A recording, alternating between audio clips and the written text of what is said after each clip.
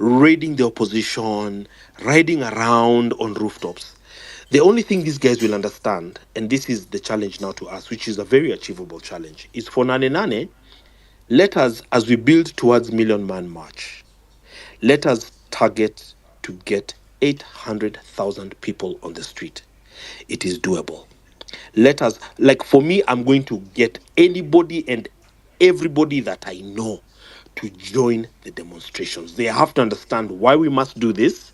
They have to understand that this country must be saved. And as I finish, I'll demonstrate why this country must be saved. Um, 800,000 is the safety is in numbers. You cannot kill everybody. In fact, I dare say, and I'm sure they're listening, that day for State House, a lot of calls were made and a lot of people were called. And I was called. I was called.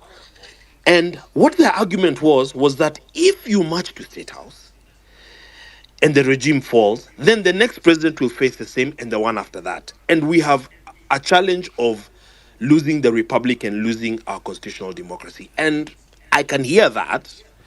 And of course, if you're a patriot, you have a concern for the well-being of your country. But look at where the country is now. Look at where the country is now. So if we can mobilize 800,000, because what these guys have done is they've regrouped quickly, they're mobilizing goons, they're abusing Gen Z and us again. The president, as we speak now, is in a town hall in Mombasa telling lies. There's only one language a bully understands. And so Kasmuel and the rest, if we get 800,000 people in the street, we don't have that. They will have to mobilize the Air Force and bomb us and let them do that. Having said that, let me just highlight one thing and then I can close.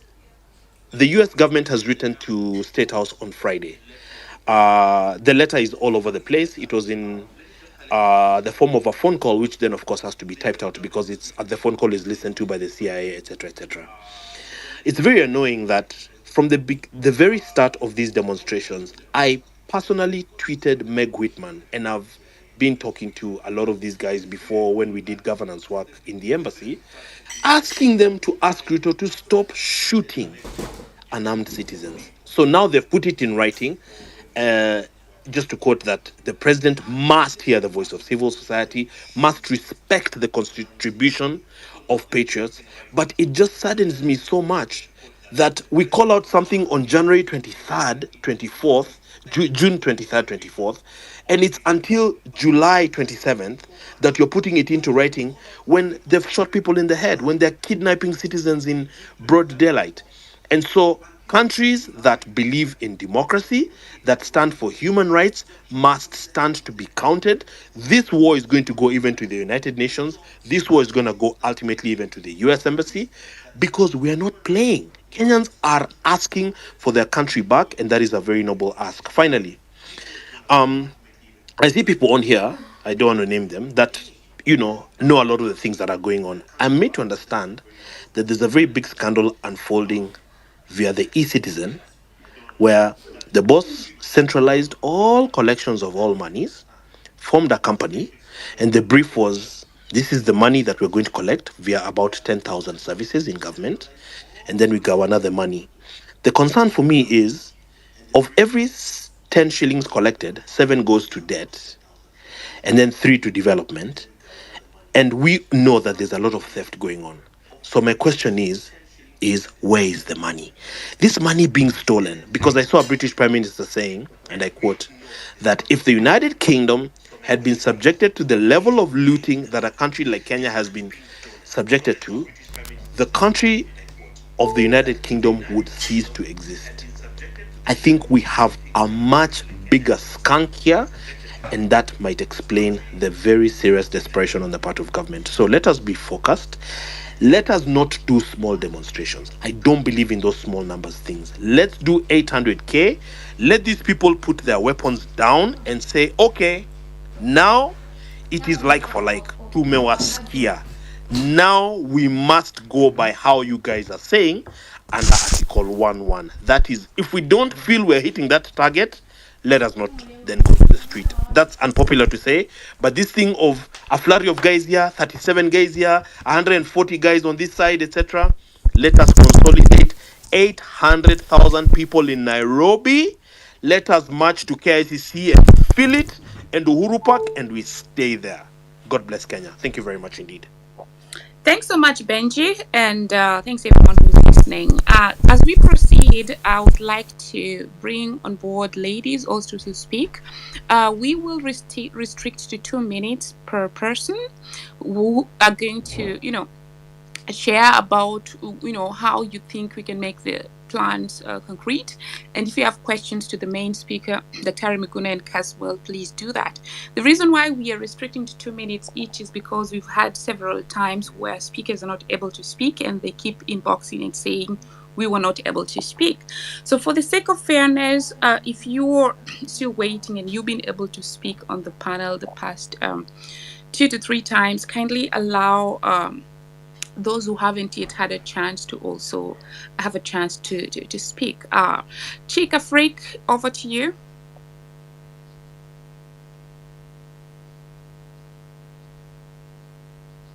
Is she speaking much? I can't hear. She's opened her mic, but I cannot hear her. Chica Freak, are you able to hear us? Okay. Okay, as we wait for her to settle, Dr. Majus, kindly proceed 2 minutes. Thank you, everyone. Thank you, our speaker today, Miguna and Mcoure. I have some little to put across. Things have been said here. I heard Dr. Miguna talked about how we are going to do an overhaul, including the old politicians, if I put it in a simple terms. So I will ask him on that. By the time he will be responding, to tell us, are we here to build more enemies because we are in a war, guys, that people are planning for us, people are regrouping and want to make sure that we go nowhere. That's why you see a big coalition now. Raila and the president is now in one language. And if you do some analysis since the nomination of a new cabinet, people are speaking a different language. There are a good number that is speaking against the Gen Z. We might say that we are partyless, and I want to tell you, guys, we have been given a party or branded a party, Gen Zs, and with whoever is addressing anything that you are doing, we have been given a party or a name, Gen Zs, so we have been grouped in that name. Second to that, there is something that we must ask ourselves about a party. Can we form a party if even if it is not now, then in future, how can we use this? We are dealing with politicians, and if we are dealing with politicians, these are facts that we cannot run away from. How are we going to deal with them to make sure that we win? Even if we don't win now, the revolution come with time. Revolution takes time, and Rome also was not built in a day. How are we going to deal with that? Second to that, these people have now come, they are out. You can see Ruto is walking everywhere to try to encounter what we have done for the last 1 month. How are we going to overcome this? I want each and every person to go through the 48 laws of power. How do you deal with your enemies? How do you scatter them? These are things that we should put in place. Then I want to request, can we take our focus direct to the parliament, even for this cabinet that was appointed that are just about to go to the parliament? Can we put our focus to the parliament so that we weaken parliament? I remember during Kingsman, yes. okay. Can you Hello. merge? Dr. Majus, thanks. Let me interrupt you for 1 minute. Probably I didn't explain. So for the 2 minutes that we are giving per speaker, after 1 minute, I'm going to raise my hand. So please look at my profile picture or any other of the co-host. If a hand is raised, it means you have 1 more minute to go.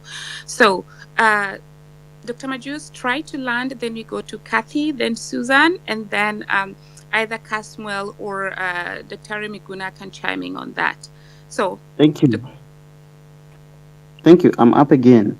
I was requesting that can we take our direction direct to the members of parliament, just like we did it during finance bill. I remember we were everywhere for these members of parliament to an extent that some of the Ruto allies ran away from him and he remained desperate.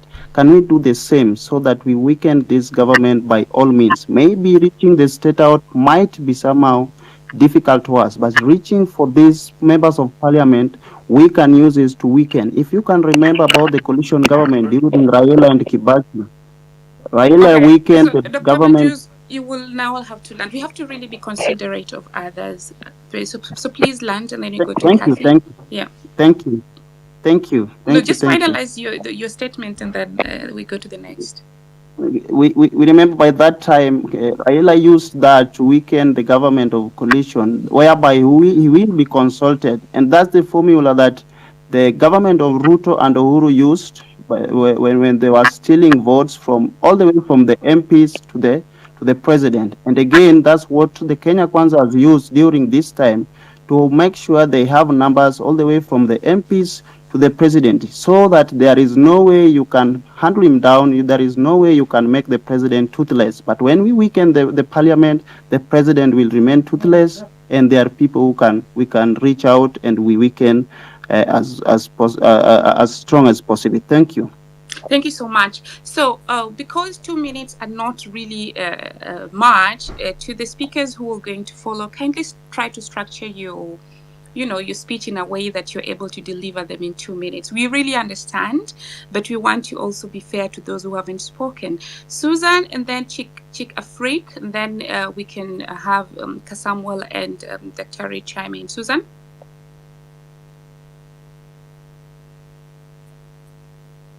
Oh, Susan, are you able to I can't speak? hear. Susan Jefferson. Okay, if you're not able to, let's go to Chick Afrik. Chick Afrik, can you please unmute your mic? Okay, Susan, if you're not speaking, hello. we're going to drop you. Yeah, hello, kindly proceed. Can you hear me? Loud and clear. Thank you. Good afternoon, comrades. Mine is very brief. I just want us to make a few, observations of what's going on since President appointed his cabinet. So now he feels very energized. He feels like he's got a bit of energy around him now that he's brought other people on board. And he's going around and promising new developments and saying, oh, we're going to do this, so that he can, appease the masses. I think what we should do in every constituency, in every ward, we need to also look at what has been going on since he took power. We need to look at the underdevelopment, things like schools, hospitals, roads, and all the infrastructure in our wards. We need to document these, and we need to counter all these things that he's talking about, saying that he has done this, he will do this. We need to come out clear and say, the reason why we're saying you should go is because your government has failed. Look at the state of our schools. We put pictures on there. Look at the state of our hospitals. We put pictures on social media, and we share widely, even with international bodies, so that when we are talking about the failures of this government, we are also documenting what is actually happening on the ground. When he says that he's appointing these people, we need to start looking at their track record. So people like former governors, we can look at the infrastructure in the counties where they were governors and say, you're saying these people are going to, bring changes to this country. This is what was the state of affairs in the counties they led. So how then are we going to see more changes or more development in the country if these are the people you're bringing on board? And then finally, we also need to think about moving forward, because I think these X spaces are very, very good. But we also need to be conscious of the fact that the intelligence services, the police service, and all these, they're having, intelligence of plans that we're making. All the plans we have beforehand, they already have everything, and therefore they're able to plan against anything that we plan. So I don't know whether we can, have other ways of, keeping some of the things that we're planning under wraps so that on the day we, come up with things that they were not actually aware of. Because at the moment, if we say nane nane, that's very good. But then if we put everything out there, they will be very, very prepared against any plans that we have. So I think moving forward, we need to have uh, other spaces where we can actually have a smaller group of people who can then refine the plans that have been made and then decimate that in other ways other than not on the space. That's all I have to say. And thank you very much for organizing these spaces. They're very, very helpful. Thank you. Yeah. Thanks so much, Chica Freak. Let's go to Professor Fred and then Batari and Kasmuel. Yeah, thank you very much. Because of time, I will just go back straight to the point. I have the following point is that, first of all, we are very happy that the right diagnostic was done and that the right diseases were discovered. And these diseases are leadership, because we have a president who has no vision for the country.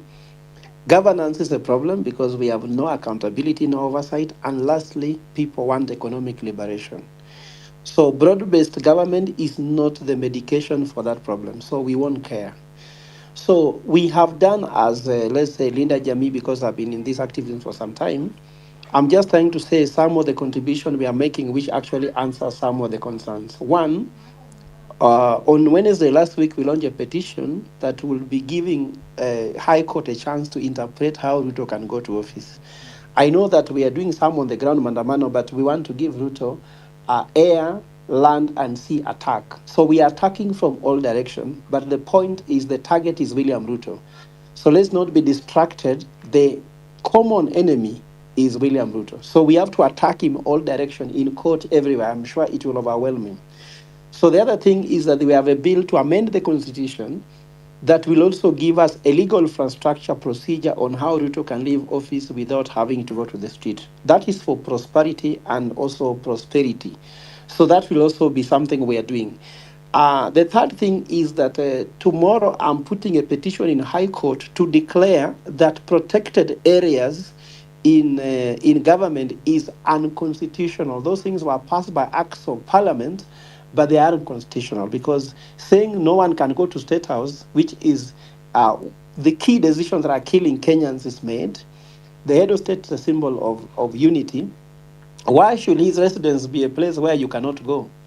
And it actually kills the freedom of movement. So that petition is very good. If anybody is interested, you can just DM me. I'll send you the petition, but I'm going to file it tonight. Then tomorrow, I'm going to give a press statement about what it is going to do. But I find it really earth-shaking, because if we ensure that the court can declare that there is no unprotected areas during Mandamano, like I'm trying to say, everyone in all my tenants in my house have rights to their privacy. But if they're smoking weed inside my residential houses, then I have a right to go and check whether they're smoking. So William Ruto is smoking weed inside there, and you have to check. So the fourth strategy, which I want us to think about, is that we have not done well because we are allowing the media to be the one feeding us with current affairs. How can the Gen Z movement start driving the media agenda? I'm sure they are hitting headline, but the conversation is still about, oh, William Ruto or Raila Odinga. I'm sure that there is a need for us to come with a media strategy to start now directing the conversation around what we are trying to do, even defining what Gen Z is all about, not them trying to define us on their own ways. And I'm trying to say that what we need to do, if I now respond to what Miguna and Kasmuel was talking about, we have to sit down and diagnose properly what is keeping Ruto in power, not his cabinet for sure, not even the PSS. So we have to diagnose and come up with those things, whether there are three or four. What is keeping Ruto in power? One of them is the money he's collecting. And we even have a petition again in court trying to talk about how some money he's signing appropriation act are constitutional, and that petition we're also going to hear it soon, is in very advanced stage. What are the options we have to dismantle the forces that are keeping Ruto in power? Strategically, I like what Tony Gachok has said, that there are a series of battles we have to win. Some we have to lose, some will remain neutral. We have to win most of the battles that are keeping Ruto in power. Then what will it take to bring him down? And somebody talks about agreeing on a 7 days of rage where we are going to go in large numbers and bring him down. And I want to say that I want to respond as a speaker who spoke. That's my last submission. According to me, as a strategist, because this is what I earn my money on, when you have a dominant strategy, even if the opponent knows, you'll beat them. And according to us, there must be some things we know that if we do them, whether they know we shall do them, we will do them anyway because we have power and we have the ease of execution. So, according to me, they have to know, but then we have to do them in a way that even if they know, they can't counteract it. Ronaldo had one style of dribbling in football, but before you realize he has dribbled you with the same style, he used to have only one style, and he works it out with speed and surprise. So speed and surprise should be a strategy that no one can always beat. So long as I have speed and surprise, you can't beat me, even if you know how to use speed and surprise, because the speed and surprise will happen. As far as I'm concerned, no one should be giving up because this war will win it. And we need to work together as a team. And if we work together as a team with the focus we have, let us not have too many enemies of going to counties and senators because Ruto likes it when we are distracted. Let us just focus on the man and hit him hard using air, sea, and land. Thank you very much. Thank you so much. I have one question to you before we proceed to General and Kasmuel. Just for the sake of civic education, would you kindly list all the areas that are currently regarded as protected? Back to you. Protected areas are 12 state houses and state lodges, which is Nairobi State House. And we wrote a letter asking the Inspector General, Regional Commander, and then the police OCS in those stations asking them, we want to bring our petition on 30th of July. And they responded in a letter saying, we cannot do it. So we have gathered those affidavits we are taking to court to interpret whether they have the powers to stop us.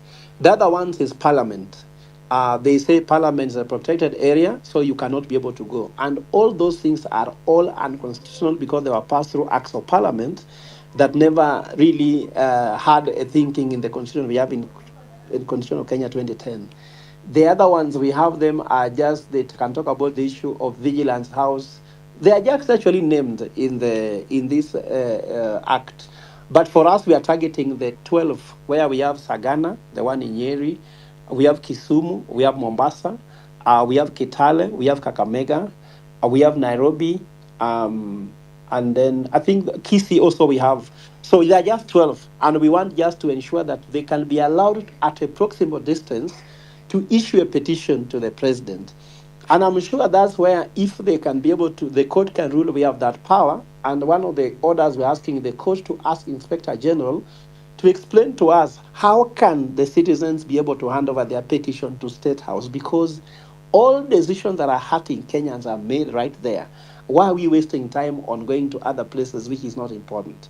So they're just like that. And I'm sure that maybe I can share with Hillary, who is the host here, that petition tomorrow morning because it has got a listed all that. Because of time, I don't want to spend everybody's time in listing. Thank you very much, co-host. Thanks so much, Fred. Hillary, do you want to say No, I something? was saying thank you so much, Prof, for coming and also for sharing that idea. And let us have that. You can share with me on my DM or my number. Then we will see how to spread it out. Thank you so much. I've seen Prof has joined the conversation. Prof Kibuta Kibuta, we really welcome you on board. Thank you much. Thanks. So let's give Kasmuel the chance to chime in. Then we go to Prof. Kipwana, and then General can also then answer questions that have been shared until now. Then we speak the next set of speakers. Kasmuel, over to you. Thank you, Madge. as we just keep on focusing on Nane Nane, because it is going to be, I think, a declaration of a collective declaration of what it is that we believe in. I think it is important for us to also um, remind ourselves of why exactly we're doing this. We're not doing this as a recreational activity. We're not doing this as an attention seeking stunt. We're not doing this because other countries are doing it. We're doing it because we feel like enough is enough. In this country, we've seen that there's a systemic rot, and it's a system that needs to be overhauled. So we are not and personally, I'm not being gentle about the fact that these systems do not work. It's not about installing people or instituting people in offices that do not work, in offices uh, order of the day is corruption, in offices which you do not have autonomy, where if you're not controlled, you cannot.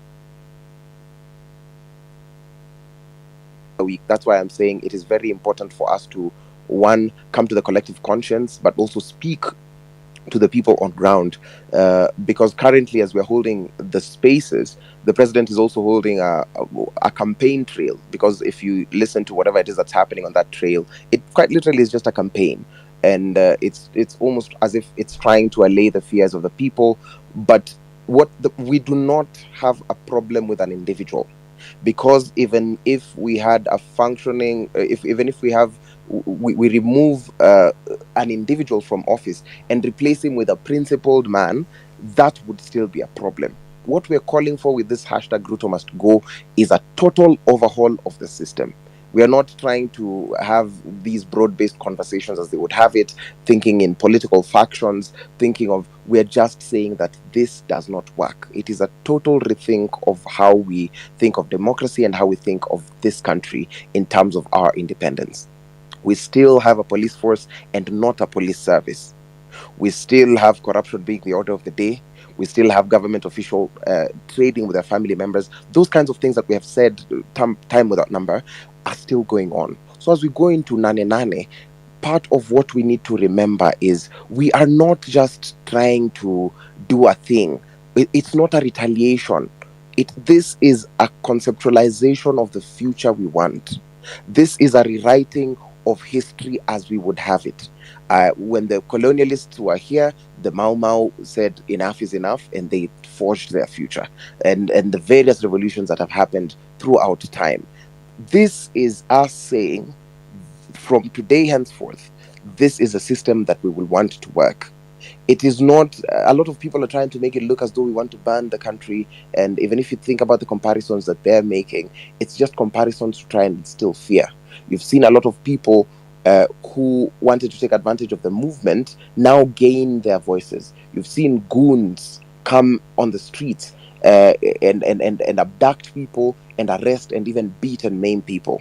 But you've also seen such enormous displays of confidence from various factions. I never thought that you could hold on to your comrade to ensure that they're not taken into police custody, into those tracks. I didn't know that it was not mandatory for anyone to be there. It's just that they have brutalized us and beaten. They want to beat us into submission and fear so badly, so that we lose our psyche and our collective desire for a better country. So if you're listening to the sound of my voice, whatever it is that we're doing is a total rewrite of what we want to see as a country. And I'm urging you not to give up. I'm urging you not to be afraid. I'm urging you not to feel discouraged because you're seeing that it seems as though some people are winning. Nobody is winning. We are saving this government from itself.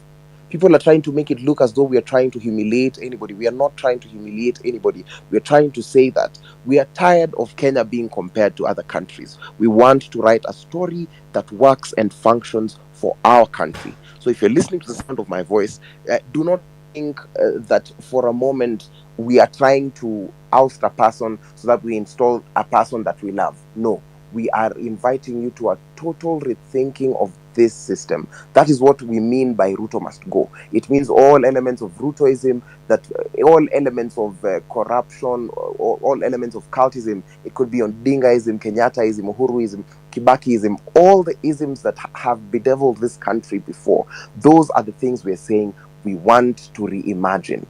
So nobody has monopoly over the answer to the question, what next? What next will depend with what you decide to do from today. In as we marshal for Nane Nane, it will depend on the amount of civic education, the amount of mobilization you do, the amount of encouragement you do, the amount of correcting misinformation when you see on it online from those government bots, the amount of speaking to the communities and informing them that this is exactly what we are going to do.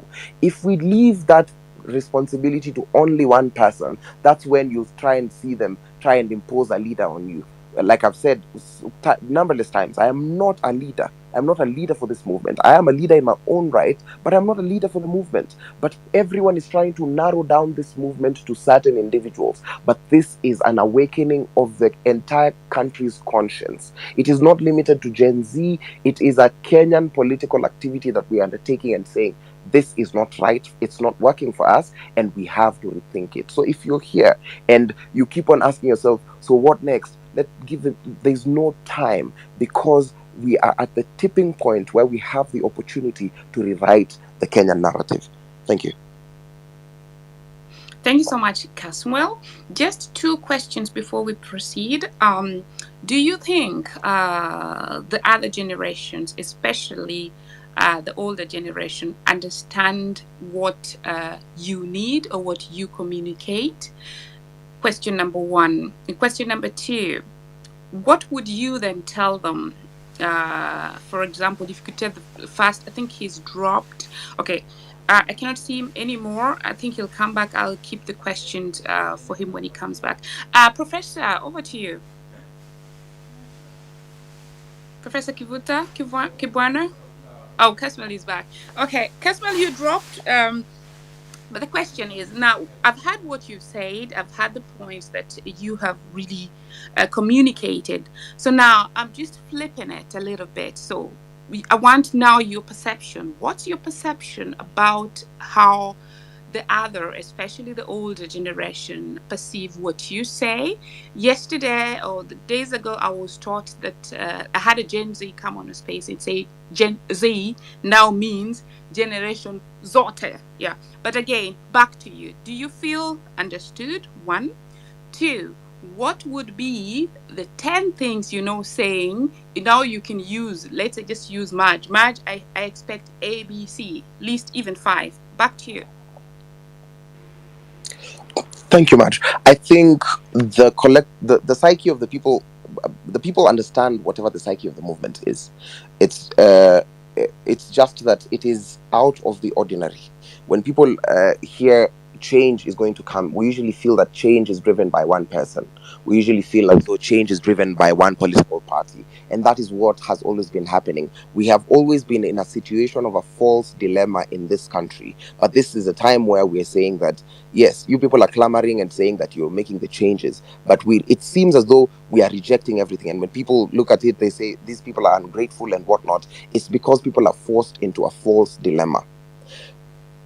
Based on the people I have met, based on the conversations I have had with people on the ground in terms of civic education, because I believe this thing we have to do it everywhere, on the front of the protests, in the media, and more importantly, in the communities. The people are slowly trying to starting to understand whatever it is that we are about, and part of that, it gives me so much hope. But then, if we all do not play our parts in being very vocal about this and owning this, if we allow ourselves to fall back to the traditional false dilemma that we always are, and we're like, so only one name has to rise out of a movement, we run the risk of cheapening what this thing is. Because even if you see whatever is happening currently, people are trying to shift the conversation from the issues to individuals, and I'm very happy that the people understand this, but also the government is doing, and the establishment, if I may, is doing its best to ensure that people are still misinformed and people still they're trying to make it look as though it's government versus opposition. And even if you see the way people present the wording, they're like it's anti-government or whatever, those kinds of things. But luckily the people are kind of seeing through the ruse. It's still work in progress that needs to be done, and it's a change that's going to come either way, because the young people who are leaderless, tribeless, fearless understand what this cause is about, and I know that we will bring about and midwife this change. Two, on agenda, I think it is very clear that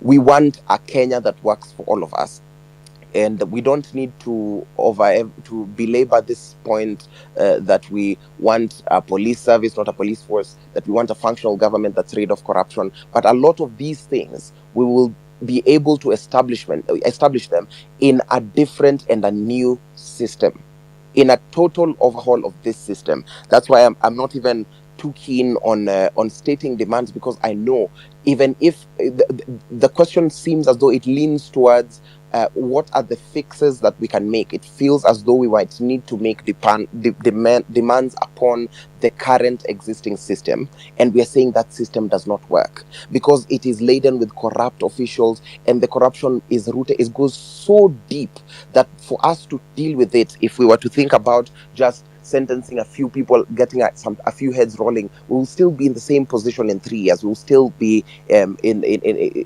facing these same challenges. So a lot of it is in thinking about what does a new Kenya look like. We know that in the root, at the very, very base of the root, we have a problem with corruption. We have a problem with individuals acting as states and auctioning our future.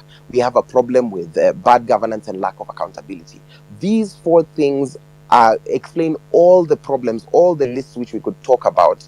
But the only way we deal with them at the root level is by actualizing Nane Nane and saying we are inviting the whole country to rethink what leadership looks like, what governance looks like, what public healthcare looks like, what finance looks like, what debt looks like for this country. So I think limiting it to a few reforms would seem as though we are petitioning the existing system. We're asking our oppressor to find different ways to oppress us. Thank you. Thanks so much, Kasmuel. That's really well noted, and the point has a right home. I would like to say that I think days ago there was an interview you did and you were mistreated. I would like to state that this is a safe space and nobody's going to ask questions that are leading towards narratives that we do not know who is pushing for. This is a safe space to every speaker coming to speak. Even if you're asked a question, feel free to only answer questions that you want to answer. No. As we move on, Professor, kindly take onto the mic. There's an important question I wanted to put your way.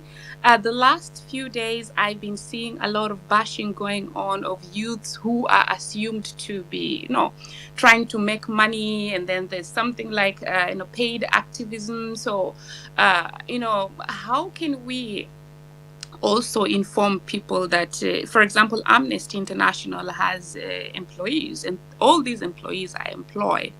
As a very respectable senior citizen of the country, I believe you've also seen these things go on. What steps can we take to also educate and avoid such scenarios? Because they have been really demoralizing the young people. There's a lady who shared a photo of a fridge, magnet, and all hell broke loose. So there are people fighting for change, but the people are jobless. But anytime they see somebody who has an idea that could bring in money, it's already just being pushed back. Over to you, Professor. Thank you very much, Marge and Hilary, Kingsman, and the General, and even the CAS General, Professor, I can't hear anything. Migai. Oh, yeah, Professor Kibwana is speaking. Terry, probably if you could just try to leave and come back. Can you hear me, Terry? I can hear you, but I can't hear Professor Kibwana. Okay, let him proceed. If after 1 minute you can still not hear him, then kindly leave and come back. Back to you, Professor. Yeah, can you hear me now? Y- y- y- yeah, you. Yes, we can hear you, but Okay. General cannot hear you. Dr. Miguna, can you? Yeah, okay. Then he's just left. He's coming back because it would be really unfortunate if he cannot hear you the whole time. Let's hope he will then hear you when he comes back. Kindly proceed. Yes, thank you very much for all colleagues who are on this space. I think first of all, I wanted to say, because I know there is a time constraint, but I wanted to say we must emphasize to the young people that they have really done us proud, because there is an attempt to demoralize them, to make them appear as if all their gains have been in vain. And I think there is one of the papers where I saw their work being characterized as Pyrrhic victory, a victory without victory. They actually forced the president to dissolve the cabinet of his choice. They forced him to withdraw the finance bill, even if still that is not clear what exactly is happening afterwards. But in other countries, when you withdraw a finance bill, you actually resign. They have gotten the opposition and the government to come together. Otherwise, if it was not their effort, these two groups may not have come together in the way in which clearly that they have come together. They have told Kenya that we must detribalize ourselves and be tribeless, and began to put in the mind of Kenyans that fundamental change is possible. So I think we need to emphasize that these young people have done not only Kenya but Africa proud, and they are even being kind of copied elsewhere to bring about the fundamental change that we are thinking of our country and our continent. And listening to Kasmuel, he actually summarized that they want a clean Kenya based on the constitution and servant leadership that works for all. You know, and that's a very simple message that I had him put on the table. Plus, also in their conversations and in these spaces that exist. And I think listening to Miguna saying that there has to be a sustained struggle so that the fruit that is expected is born. That is not inconsistent with Nane Nane, which is very robust. And then as it unfolds, you know, there is work towards sustaining this struggle so that it achieves this result of fundamental change, because that's a very, very important point. If we do not uproot what has been there from colonialism and these 60 plus years, so that actually one of the things that should happen is to say, what is the Kenya that we want? And there's to be a space where that is thought through. We have all these, you know, professors, activists, and economists, and whoever, political scientists, and everybody, so that we actually say that, like there was Vision 2030, this is the new vision. And if this vision is achieved, then there's going to be systemic change, and that becomes very, very, very important. And I think these minimum demands of the Gen Zs, when they said, you know, drop finance bill, bring good cabinet, and all kind of stuff, they need to be concretized so that now there is something that says it is this, it is this, it is this, it is this. Not because that is the main point, but to be able to juxtapose it with what the president and his guys are doing to show that even those minimum demands are being kind of subverted. But that is also quite important. And I think as we conclude, there has to be now focus main demands, like implement the constitution, not mutilate it. Because already we are hearing of another BBA, another NADCO, and stuff like that. That's a very important thing, because they are trying to look at how do they get prime minister, deputy prime minister. those positions so that they can do their coalition now and share positions ethnically. So implement the constitution, not mutilate it. No more loans without our approval. And it was said that if people don't get money, the leadership doesn't get money so that it can, pay out to this opposition and so on, then it means that their maneuvering is restricted. So I think that is something that we need to focus on, and to actually focus on the civic education, especially rural Gen Z and rural populations. Also create a mentorship for the leadership like this from MCA. All these young people now who need to get into the leadership from MCA up to the president, we have a mentorship program, and I think that this debate, that this is not just a Gen Z movement. It is led and started with the Gen Zs in their totality, but it is Gen Zs and progressive forces. And I really like what somebody said about Gen Z zote, so that it is a GEN, ZII, and zote, so that it is who began it, and it is for all generations.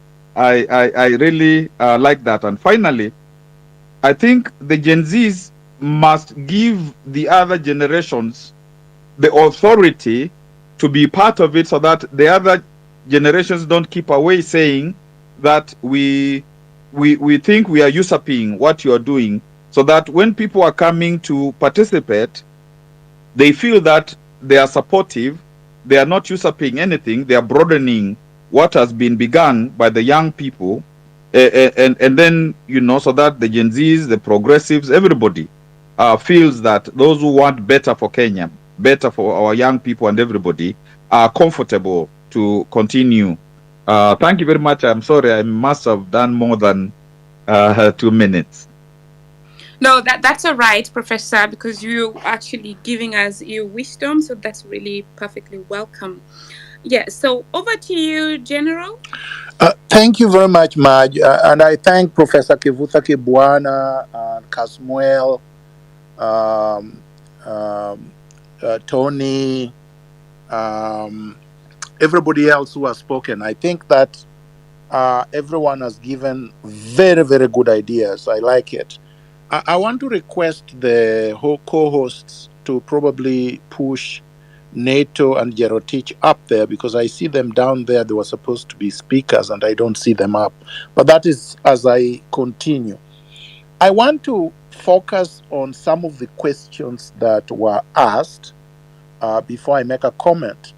The question about the media and whether or not there is something that we can do about the media to make our message, or the movement's message. I say our because this movement clearly cannot belong to any generation.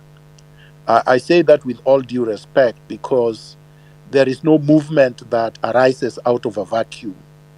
All movements arise of social conditions that exist and that have existed historically since Kenya was created or was founded.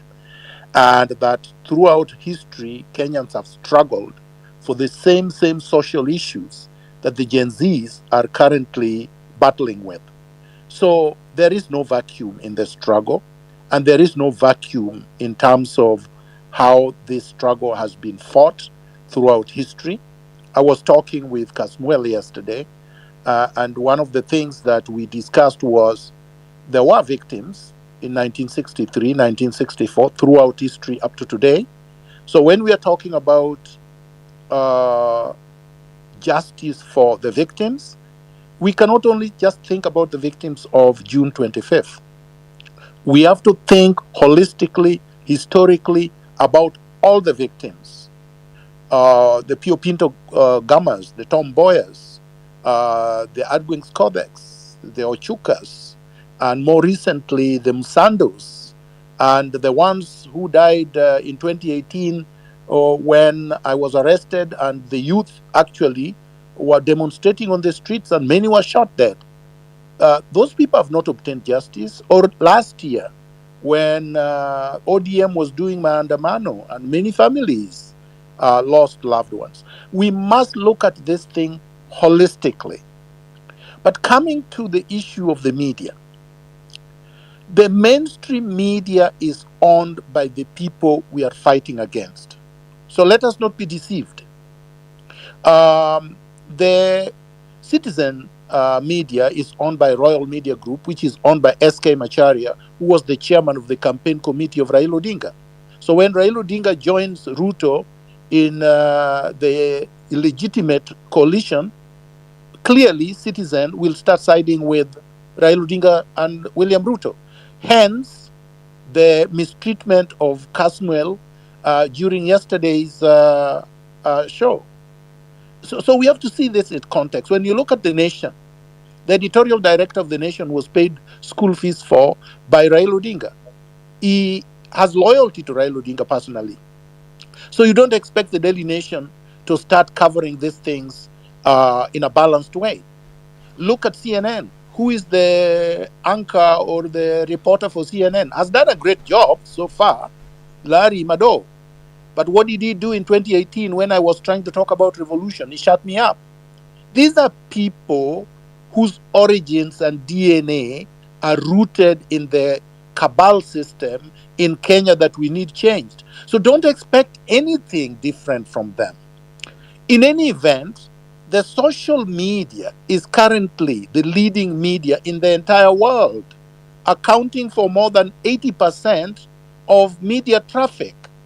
So once we dominate the social media and we disseminate our information in the social media, we can disregard the mainstream media. We will still encourage people who are invited to go there and deconstruct them. But don't focus on the mainstream so called media. That media is dead and dying. The next thing I wanted to talk about was the issue that I don't know whether it was Professor Chieng, but he mentioned that they are having petitions and constitutional challenges in court and blah, blah, blah.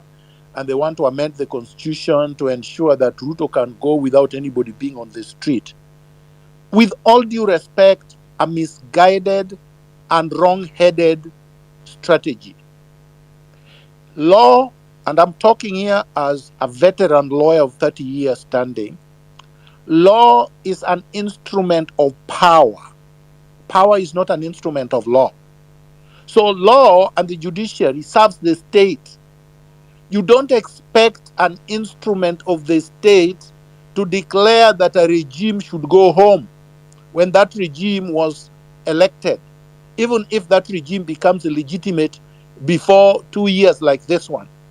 So going to court is wrong-headed when you are dealing with Article 1 of the Constitution, where the people have recalled the legitimacy they donated to the government in power. And they are saying they now want to exercise their sovereignty directly. Don't go to court for any interpretation of Article 1 because you will not win. No court will declare this government illegal. No court will tell Ruto to go home. If you are declaring such orders, we need to have you rebooted to the default because you're not going to get those orders. There is no court in the world that will give you those orders. So it's a waste of time. We need to focus our attention to what is important right now, which is the popular movement on the streets. Let's be very clear here, because if we are not clear, we will not be able to achieve what actually is imminent. The current state, the current is inherently and incurably defective. So you cannot reform it. And when you look for court orders and you're looking for amendments, you're trying to reform this thing. It's like taking deodorant and using it on a skunk. The order that is going to come out of there is worse than the natural skunk, the order of the natural skunk. So let's not do it. The third point I wanted to make, the There is nothing wrong with people saying we are anti-government. We are.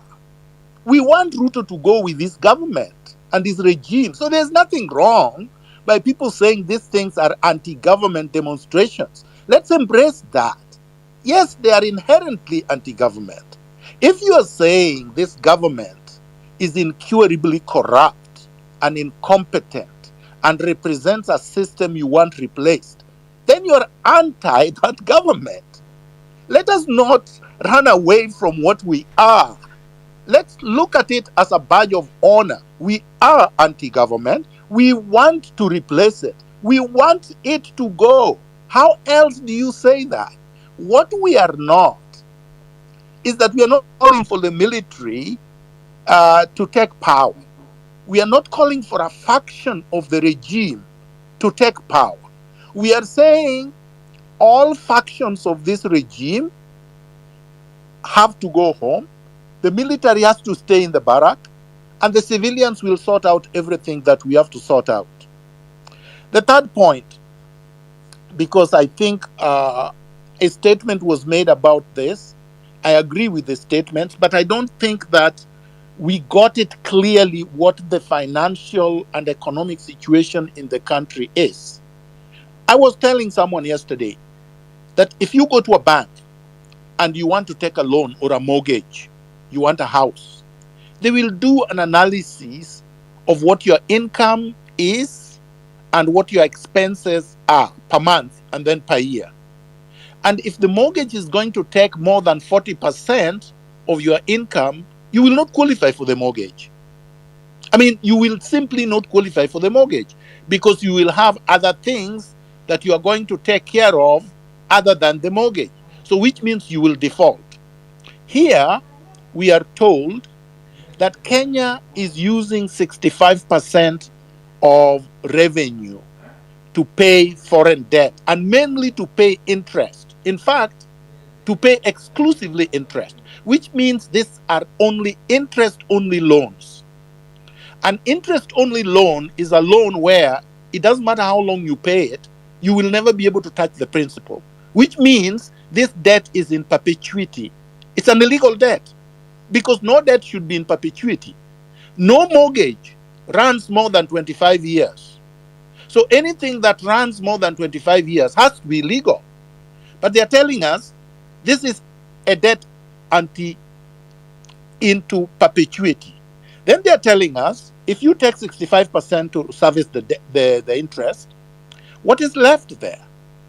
What is left there is 35%, right? This 35% is not just going into development. In fact, zero goes into development because 30% goes to recurrent expenditure, the salaries, the benefits, the per diems, the 200 million Ruto tax for jets to Washington, their first lady's office, the second lady, the third lady, the first daughter, whatever you want to call them. So then the country gets zero towards development. I'm not even talking about what is stolen. I'm now only talking about what they are saying. Then you have to account for the 2 billion per month that Despot Uhuru said was being stolen every month from our money. Then you know this is what anarchy looks like. They were saying it is the Gen Zs and the patriotic revolutionaries on the streets that were calling for chaos and anarchy. But what do you call this? This is economic anarchy. Because if you cannot come out of the debt trap and you cannot put any money towards development, then how can this be sustainable? How can anybody say this economy will create jobs? This economy will give us universal health care? This economy will be able to provide for quality education? This economy will be able to build roads? All these things they are telling us is just being done on credit. So all this is debt. Yet, the same people are telling us, and the Auditor General has told us, and other investigative forensic experts have told us, more than 2.5 trillion was stolen in the last 10 years and is sitting in offshore accounts. And they don't want to go get that so that they can clear the debt and be able to develop our country. And this is deliberate. So when you see Raila and the rest joining in with grade D former governors, some of whom are in court for corruption, such as Oparanya, they want to support each other because without this system that is incurably defective and cannot be reformed, they cannot survive. That is why an overhaul is inevitable. An overhaul is the only thing that can be done and must be done. I like what Benji Ndolo said, that we target even 800,000. That's a lot of people. But as much as 5 million or 10 million, because everybody in Kenya is tired.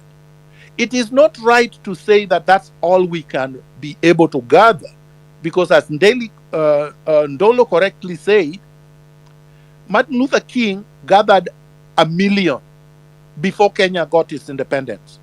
So if he was able to gather 1 million, there was no social media. And he was not even as organic, that organization, as this one. And the situation was dire, yes, but it was a different century altogether, almost. It was many, many decades ago.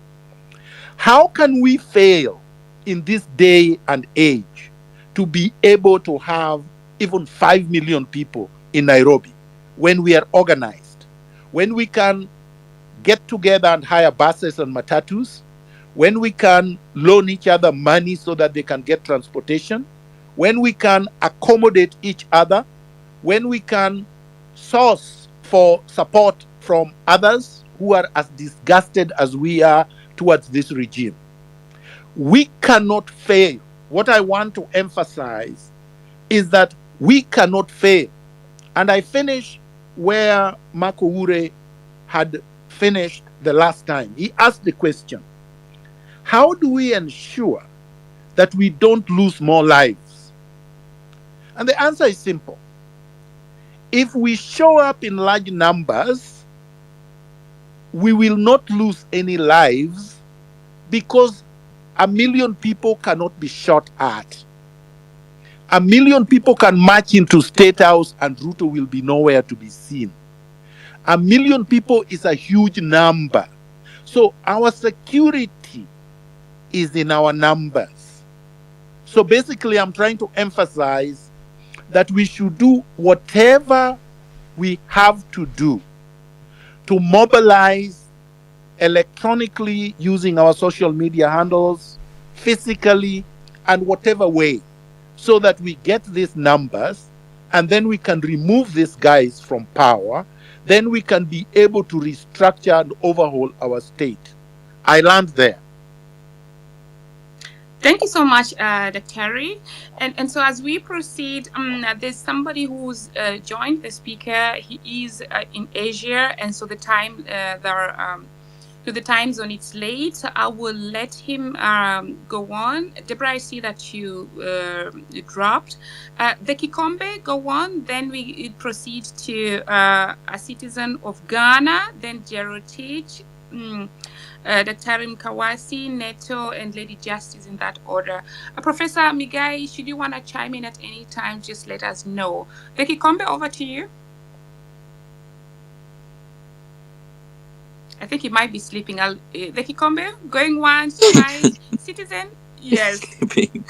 Okay, Citizen, go on, and then I check on Becky Kombe if he is able to speak. But please take 2 minutes so that we can have other speakers come on board. Citizen? You call me? Yes. Yes. Oh, kindly proceed. Thank you very much. Thanks to the organizers, Marge and Hillary. Greetings to my brothers and sisters of Kenya. I'm a brother Pan-Africanist from Ghana. You guys are doing great. All I can do is pray for you and encourage you. I've been listening and agonizing with you since the beginning of the revolt. I have said this over and over. You are doing this with the support of all of Africa, the youth of Africa, the old people of Africa, because, like in Kenya, nothing seems to be working almost across the whole continent. But my concern right now, and a lot of people have also said the same thing, what is the end game? What will your success look like? You know, for a revolution to be leaderless, tribeless, and pervasive is a blessing. However, as gradual progress is gained, there has to be some structure to finish the job. The reasons for the disgust and the dissatisfaction are clear and the same across Africa: joblessness, corruption, overborrowing, importation, taxation without representation, political class upheaval, and impunity. Now, Professor, what's his name, Miguna, has really said a lot of important things philosophically and practically. You know, since independence, colonialism was the first thing that we had to fight against, but before that was slavery. So Africans have had the wrong mindset. And if you don't have the right mindset, it becomes very, very difficult to progress. We are the largest continent in terms of land mass and also the richest in terms of mineral resources. But in terms of finances and economics, we are the poorest. So to me, something is wrong. But I want to encourage you to continue what you're doing. But at some point, as I've said, you have to try to find some structure which will calculate the objectives of the revolution and how to get the objectives implemented. Because if it continues to be amorphous, then it becomes very difficult, and you give armor to the people you're trying to remove, to regroup, to strategize, and so long as they have control of the security services and the armed services, it becomes very difficult. So thank you for letting me speak. I wish you well. Godspeed. The whole of Africa is behind you. Win for Africa. Thank you. Thank you so much, Citizen, for your contribution and also for keeping the time. Kingsman, I see you wanted to say something before Jerotich proceeds.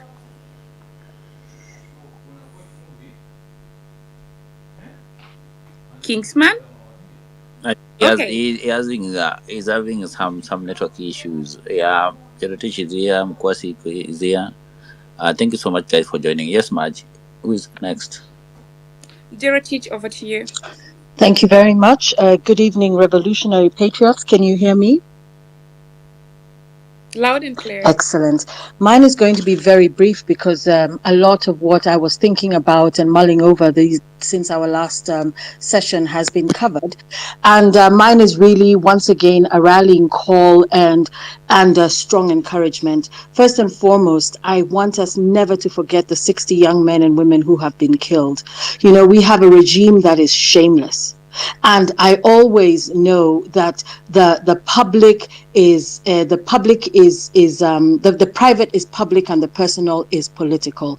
And what we see in this particular regime, publicly and politically, is a manifestation of how Ruto and his cabal behave privately and personally. This is why the tears of the mothers and the fathers will never land. Justice and restitution will have to be demanded, and it will have to be exacted. This flying, as Boniface Mwangi had said once, this flying has now been replaced with lying. And the propaganda caravans that are in full swing around the coast and different parts of the country shows me that this regime believes that it is systematically besting us. And ours is to remind ourselves that we will not be bested by this regime.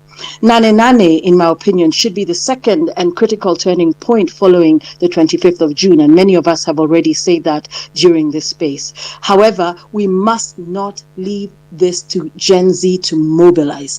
Gen Zote, as Professor Kibwana said, and I've seen it floating around and I've started using it in my tweets, Gen Zote must step in, all of us. And Dr. Miguna has regularly reminded us that this is not a revolution for Gen Z. It is mobilized and has been galvanized by Gen Z, but this is Gen Zote. I was actually speaking to a very fearless, incisive, and influential Gen Z the other day who was saying that they have at least 25 dependents who are relying on them for school fees and all manner of other financial requirements. And as I was listening to this person, I said, are we going to wear our Gen Z down, praising them for their valor and willingness to die for all of us? We will then be no different than this regime that is also outweighting Gen Z. Are we waiting for Kasmuel to speak himself hoarse until he's bullied off the TV screens, which he wasn't? And congratulations, Kasmuel, for standing your ground yesterday. We need, as Gen Zote, to step up and step out. We should no longer be worried about, oh, are we usurping? Are we taking over? Are we managing? No, this is all of us. This is our future. We need to mobilize fearlessly, and we need to figure out who is it that we're able to rally. I want to, for example, focus on the mothers. I'm the mother of Gen Zs. I have been on the streets with my sons, and I shudder to imagine how I would feel if something happened to them. So why should any other mother have to experience this level of pain? Let's think Freedom Corner. Let's think about what happened 34 years ago. There are lessons to be learned when mothers came out. Now, that might be my rallying point and my entry point, but we're talking about mothers, fathers, siblings, everybody, Gen Zote. We need, for example, as mothers, a mom squad, a Gen Zote mom squad, a contingent that will come out and say, enough is enough. You're not shooting another one of our children while we are all here fighting for a better Kenya. And as a prophet said earlier on, this air, land, and sea attacks, I love this. This simultaneity of action is what we need. It should be non-linear, but it should be incisive and focused on the end game. And that end game must be singular in our minds, which is Ruto must go. And as everybody has said, Ruto must go is emblematic of everything Ruto is. Uhuruism, Rutoism, that will come to an end, and we're going to demand it, but we can only now move to the next level of action if we are all together. And that is my rallying call. That is what I want to encourage us to be focused on. How are we going to make it 800,000 people, 1 million people, 2 million people? Who are we going to bring to the streets? This is not about wearing t-shirts that look the same and so on and so forth. It's about saying we are taking to the streets in numbers, in great numbers. No sloganism and sloganeering. We know that what we are saying. So please let us be encouraged. It's lovely to have these spaces because we can think and overthink, and then we get into analysis paralysis and say, are we really going to make it? And as we see the regime moving around, mocking us and trying to demoralize us, it is possible on the ground to just feel, we are tired. But let us not be tired, because this revolution is ours to win, and we will win it. Thank you so much, all of you, and viva, and let's keep doing this. Thanks. Thanks, Jerotich, for your submission. We move to Mkawasi and then Neto. And if there's somebody speaking, although the speaker panel speaking more than 2 minutes, do not feel discriminated against. Those are our invited guests. So we're still going to add you to the panel. Do not feel discouraged. Mkawasi, over to you. Thank you so much, Maj. I hope you can hear me clearly. Yes, kindly proceed. I'm going to say something brief about the sanctity of human life, because I feel it is central to what we are doing. I mean, every time we say Ruto must go, a lot of people have already mentioned that's about a whole more than one human being. So we're not uprooting a regime, we're uprooting a system. The regime is like a branch and the system is like the tree. And we have to think that this is a system that goes way back since its independence.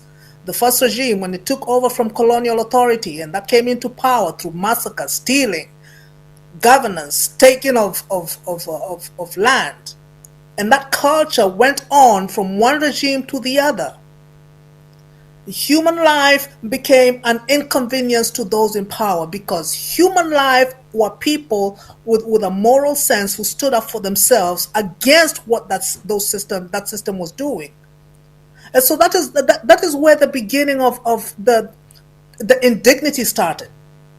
People's lands were stolen and given as gifts to British royals. I know this because I come from such a place.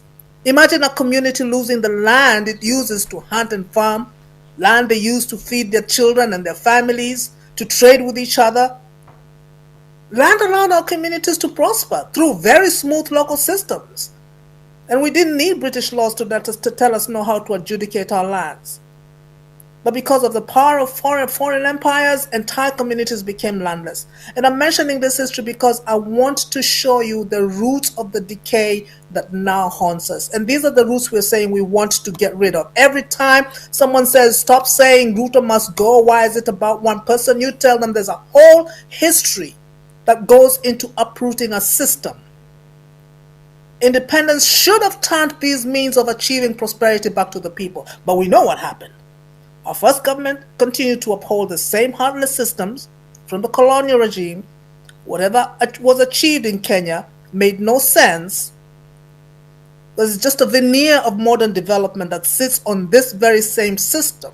There is absolutely no reason why we have wealthy neighborhoods on one side and sprawling slums right next to where millions live in insufferable indignity. And I'm sorry, I don't use euphemisms like informal settlements, especially when we need to rip the band-aid off the cancer. We call out the indignity of our fellow human beings the same way that we need to call out the indignity everywhere else. And this indignity is living in conditions that are just ugly eyesores with putrid sanitation, suffocating stench, hunger. Man, you know it. You guys, you either lived here or you passed through these places. And we can't sanitize them. We can't give them euphemisms, nice names. We call it what it is. And apathy becomes a thing that people have to live through because they've just lost the strength to keep screaming out. So we must really shout. We must shout out loud this idea of uprooting a rotten system and upholding human dignity. It should never ever be a normal thing to see a human being, a person sprawling in the gutter and passing out. And then we just pass them by. And I'm saying this because this is the kind of mentality that also goes into someone was thrown away and they're forgotten. Someone was found in a mortuary and very soon we forget. The people who were found in a quarry, okay, we fight. And then at some particular point, people are hoping that we forget. Let us never get into the place of forgetting the sanctity of human life. This has to be central every time we're talking about uprooting the system. And we have to keep on connecting this decay of the system to the heartlessness of individuals who take power in Kenya. Now, why is it that protecting of human dignity is in the Constitution? Because it really is at the root of a clean democracy. It's right there. Again, I say, like I said it last time, Article 28, all people have inherent dignity and the right to have that dignity respected and protected. How come we have that in the constitutions? How come we have that? How come we don't fight for it and withhold it every single time? And I did hear Dr. Miguna talk about when we appear in millions, that protects us from being killed. Yes, numbers will protect us. But at the root of it, we have a moral right to plant, to inculcate a culture of human dignity and protecting the sanctity and value of every human life in Kenya. Just to wind up, I know a lot is going on in the background. I do get a lot of information. And whatever ideas and contributions we have, we're making sure that on the ground, you guys get it to the best of our ability. We are active. My hope is for all the disparate groups in the uprising to find a common path and get ready to plant that new and clean system, because we need that clean system. You all want the same things. We want the same things. I love that Gen Zetu thing. We're all together. Gen Zote. Gen Zetu pia sio. So let's all get it together. Let's all get that together. There is, I'll say this again because as it keeps on building up, I know individualism will creep in. There's just no room for individuals to play politics as usual, jumping from one political cartel to another. There's just no room to try to find your slice of bread and butter it. You know, lives will be lost, lives will be broken.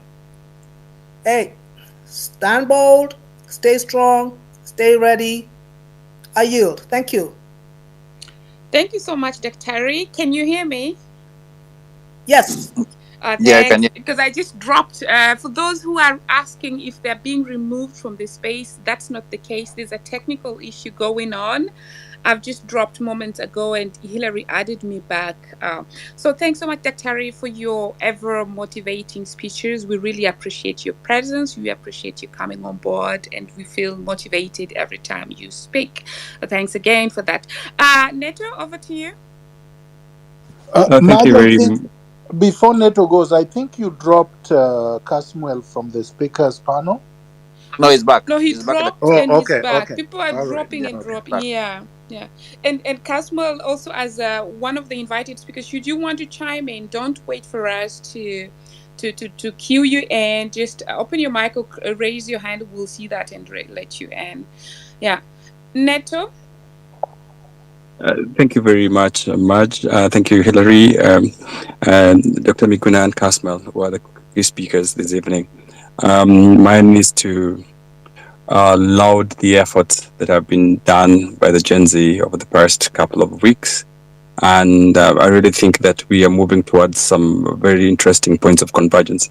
And I know, listening to the speakers this evening, Jero Teach, Professor Kibwana, and Benji, I think we're moving to the level where I think, the first wave of these protests, if I should call it that, was then Gen Z led, which is the real Gen Z. But now looks like the second wave of this protest is going to be a Gen Zote protest, which I think is a very good point of finding convergence. So really, I think if we made it that way, in terms of one historizing the struggles, the experiences of the yesteryears, of the 90s, 2010s coming to the fore, with the Gen Z, the real Gen Z leading, I think we're really, really going to be moving forward in a good direction. I am in support of Nane Nane, and just like every other speaker has said, the more numbers we get into Nairobi, the better it will be for us. So I really think that let's do the very best for Nane Nane, and let's make it count. But even as we do that, we must always remember that status quo is always going to fight back. And there are always people who are hanging around to feed status quo with oxygen, even when they're on the deathbed. So we must be very cautious, and we shall never be discouraged. The fact that status quo is being given oxygen, that's characteristic of all struggles. So really, it's just part of the many things that must happen. But I really think we must keep our eyes on the goal. And that leads me to my second point. When we say Ruto must go, I really think that that's the overarching broad objective. I think it's incumbent upon us and the organizers, those who sit down to draw these things. We must break down Ruto must go into its lowest common denominator. We must break down what Ruto must go looks like, and what are the practical steps or the practical pathways towards Ruto must go, so that you look like I had Tony say, this is war. And if we broke down the Ruto must go war into small battlefields, small battles that we must win as we move by, it will then help us, not to get discouraged, because part of the problems that we had was the lull. Finance bill was not assented to, it was withdrawn, then there was a lull. What next? So there needs to be a continuum of activities that helps us towards Ruto must go, so that each milestone then is part of circumventing the various military objectives towards our very goal of Ruto must go. That's the second thing I wanted to say. The third thing I like to say, even though we look forward towards Sabasaba, there are moments when you can really test something. Parliament in its indignity and this particular regime in its defiance and recalcitrance has already taken to the fore the vetting process of the various cabinet secretaries of the next couple of weeks. I really think that there's opportunity, there are three opportunities to do something there. During the approval hearings at the mini chambers of Parliament, we really, really need to accost this particular regime. There's also the chance when, in case Parliament is too hell-bent in approving these names, there's also that day, and it's going to happen in the next couple of days. And the third day, of course, is when these people move to State House to be sworn in. I really think that we must try to test our military, our military organizing in terms of those instances, even as we walk towards a Nane Nane. Nane Nane, in my view, needs to be good, big, but it needs to be part of circumventing issues around our military objective, in terms of what are we testing on Nane Nane, in terms of these big things, in terms of breaking the Ruto must go chunk and sending him home. The fourth thing that I'd like to say, which is what everyone else is canvassing, which is, I think, is a good point, but I think it's a moot point, because all of us are agreeable to the fact that Kenya needs to be run on the basis of constitutionalism and rule of law. And the drafters of the Kenya Constitution 2010, I think, did an impeccable job in terms of trying to sort out Kenya's problems and try to write it all in the Constitution. So I think the pathway in terms of the Kenya that we want, we really, really already in the Constitution. For example, if you looked at the current cabinet, it goes against the provisions of Article 73 and Article 75. Really, it's supposed to be a cabinet. Leadership is supposed to be based on meritocracy and, not nepotistic. It's supposed to be broad-based, face of Kenya. That is already lacking this particular cabinet. So that the issues that the Constitution spoke about is already in existence. So in terms of the Kenya that we envisage, I really think is already there. But I'd like us to also take something, which is what I think Professor Kivuta said. I have seen an attempt by the people who are supporting the status quo to try and speak in the manner of they want to an opening of the constitution currently. I think I'd like to say it is fairly dangerous. Because with ODM joining UDA, it is good to point out that they have a super majority, and they have a super majority if they added with their numbers in ANC and Ford Kenya, so they can actually make a parliamentary constitutional amendment. So we must then guard against any conversation right now that is going to be talking towards constitutional amendments, because they have the numbers. So we must really then ensure that we stamp our feet in a way that they do not even attempt to go that way, even before we remove this particular regime. Lastly, I think on the 8th and moving forward, we must stretch the forces and this regime very thin. The more we stretch them, the more thin we stretch them, the easier it is for us to gain victory. We're able to do that in our numbers. We're able to do that in our organizing. That's why I'd like to appeal that let us, as much as we can, have central coordinated organizing. Those Gen Zs and everyone else who's listening to me who's in charge of this organizing, let us at least, as much as we can, close ranks in terms of coordination. We can decentralize the intervention, we can decentralize the execution, but as much as possible, let us be of the same mind in terms of the coordination towards 8th, and then decentralize the interventions, decentralize the implementation. I thank you very much, and I look forward to a day when we can have the Kenya we want, and we, the people, will be victorious and implementing the Constitution Kenya 2010. Thank you very much, and I'm looking forward to listening to more thoughts. God bless Kenya. Thank you so much, Neto. Am I still audible? Yes, Marge, I can hear you. Okay. I just wanted to say, Hilary, I'm having technical issues. I'm not able to add people, so I will exit and come back. But all right. Yes. Who's coming? The rotation coming? No. So just a moment. Let me queue and then I get out. So those I'm struggling. Deborah, I'm struggling to add you, and also Mwangi. Mwangi has been waiting for 4 hours. I'm just struggling to add them. I'm going to do that in a few. As I go, let's queue in Lady Justice, then Ruby. And then after that, Kasmuel and Miguna can chime in. Meanwhile, don't forget to build the network. We're following each other. I'm going to just exit and sort myself out and come back. Over to you, Lady Justice. Thank you, Hilary, Marge, Kingsman, and all the speakers. I'd just love to add on to something that I've noticed for the past 3 weeks since we started hosting such a space. Every week we host a space, there are other conflicting spaces being held. And what that means is that most of the time I don't see the Gen Z here. And what that means is that on a daily basis, they have their own spaces that they're hosting. Like right now, I know the Gen Zs are raising funds in their Mchanga in preparation for the Nani, but most of us might not know about that. So my only plea is let's find a way of how we can bring the members of the movement into our conversations. I know Kasmuel is here, but it might be very difficult because there are other rooms running. Oh, the other thing I want to talk about is the matter of media and how to address it. Like, the truth is, on a daily basis, there's something being covered by the media and it's just being thrown down our throats. And I wonder if having a strategy amongst ourselves as members of the movements in regards to literally not sharing anything that is not related to Ruto Must Go and focusing on the subject. That's my submission. Thank you both. Okay, thank you, Lady Justice, for that. Who's coming next, Ruby? Yeah, sure. Yeah, thank you, everybody. Thank you, Hillary and Marge, for holding this space. I tell you, this Gen Z thing and this revolution has made me to come on X. I'm not an X person. Anyway, I'll be very quick.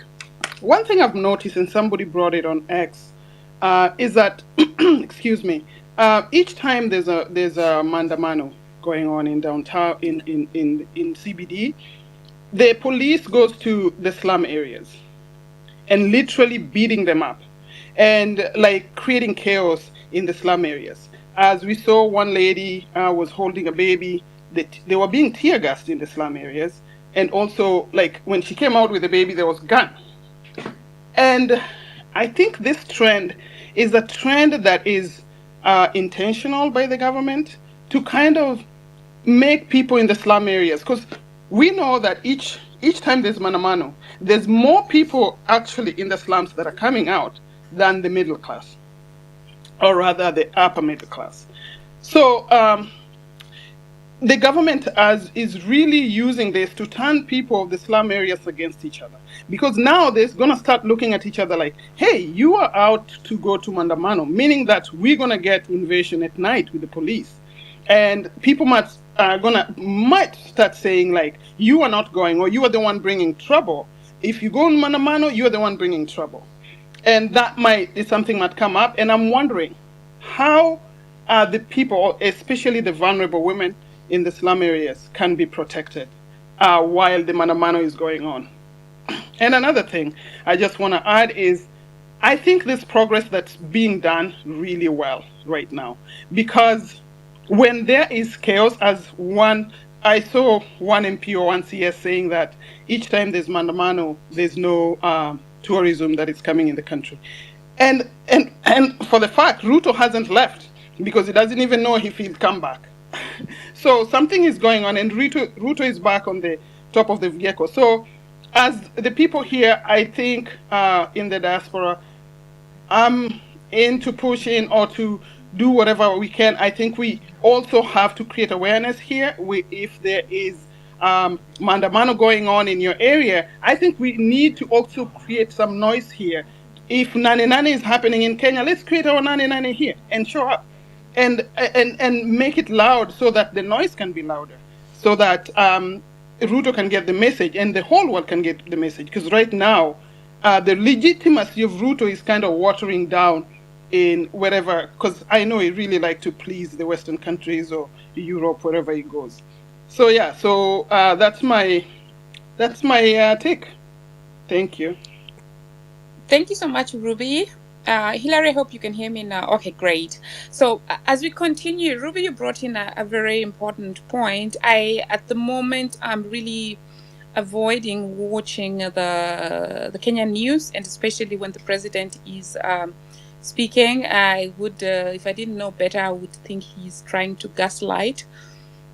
But I would like to have a statement on because we had attacks in Zimmerman, but I have a feeling that it was not followed up correctly. If it was, then it would be good if we can have a statement on that. I think General, as you chime in later, you can just share a few on that. Kasmuel, are you ready to speak, or shall we chime in another speaker before General takes over? I'm listening and just taking the insights. But just I'd love to contribute on people who feel like there's maybe an absence of Gen Z in such spaces. There never is truly an absence, because the essence of being in multiple spaces is for people to get knowledge, because once people are in a space, they're not necessarily confined to that space. There are going to be tweets and thought-provoking tweets that arise from these spaces, and that way we can cross-pollinate or diffuse the wisdom from the various spaces. So for me, spaces have never been about now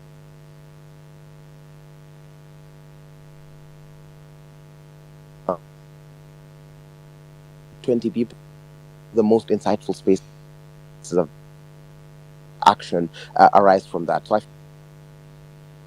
feel like whenever you come onto these spaces, are active and giving us ideas that you feel these are areas which we could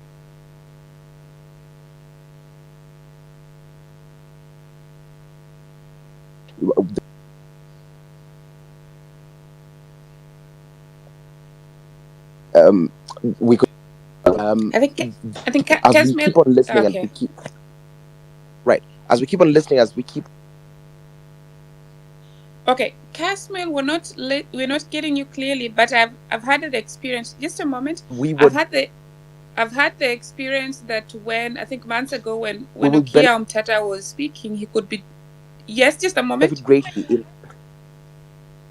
I'll text him. Hillary, can you text him? Just a moment. I've had an experience that when months ago when Okia was speaking, somebody would tamper with his line.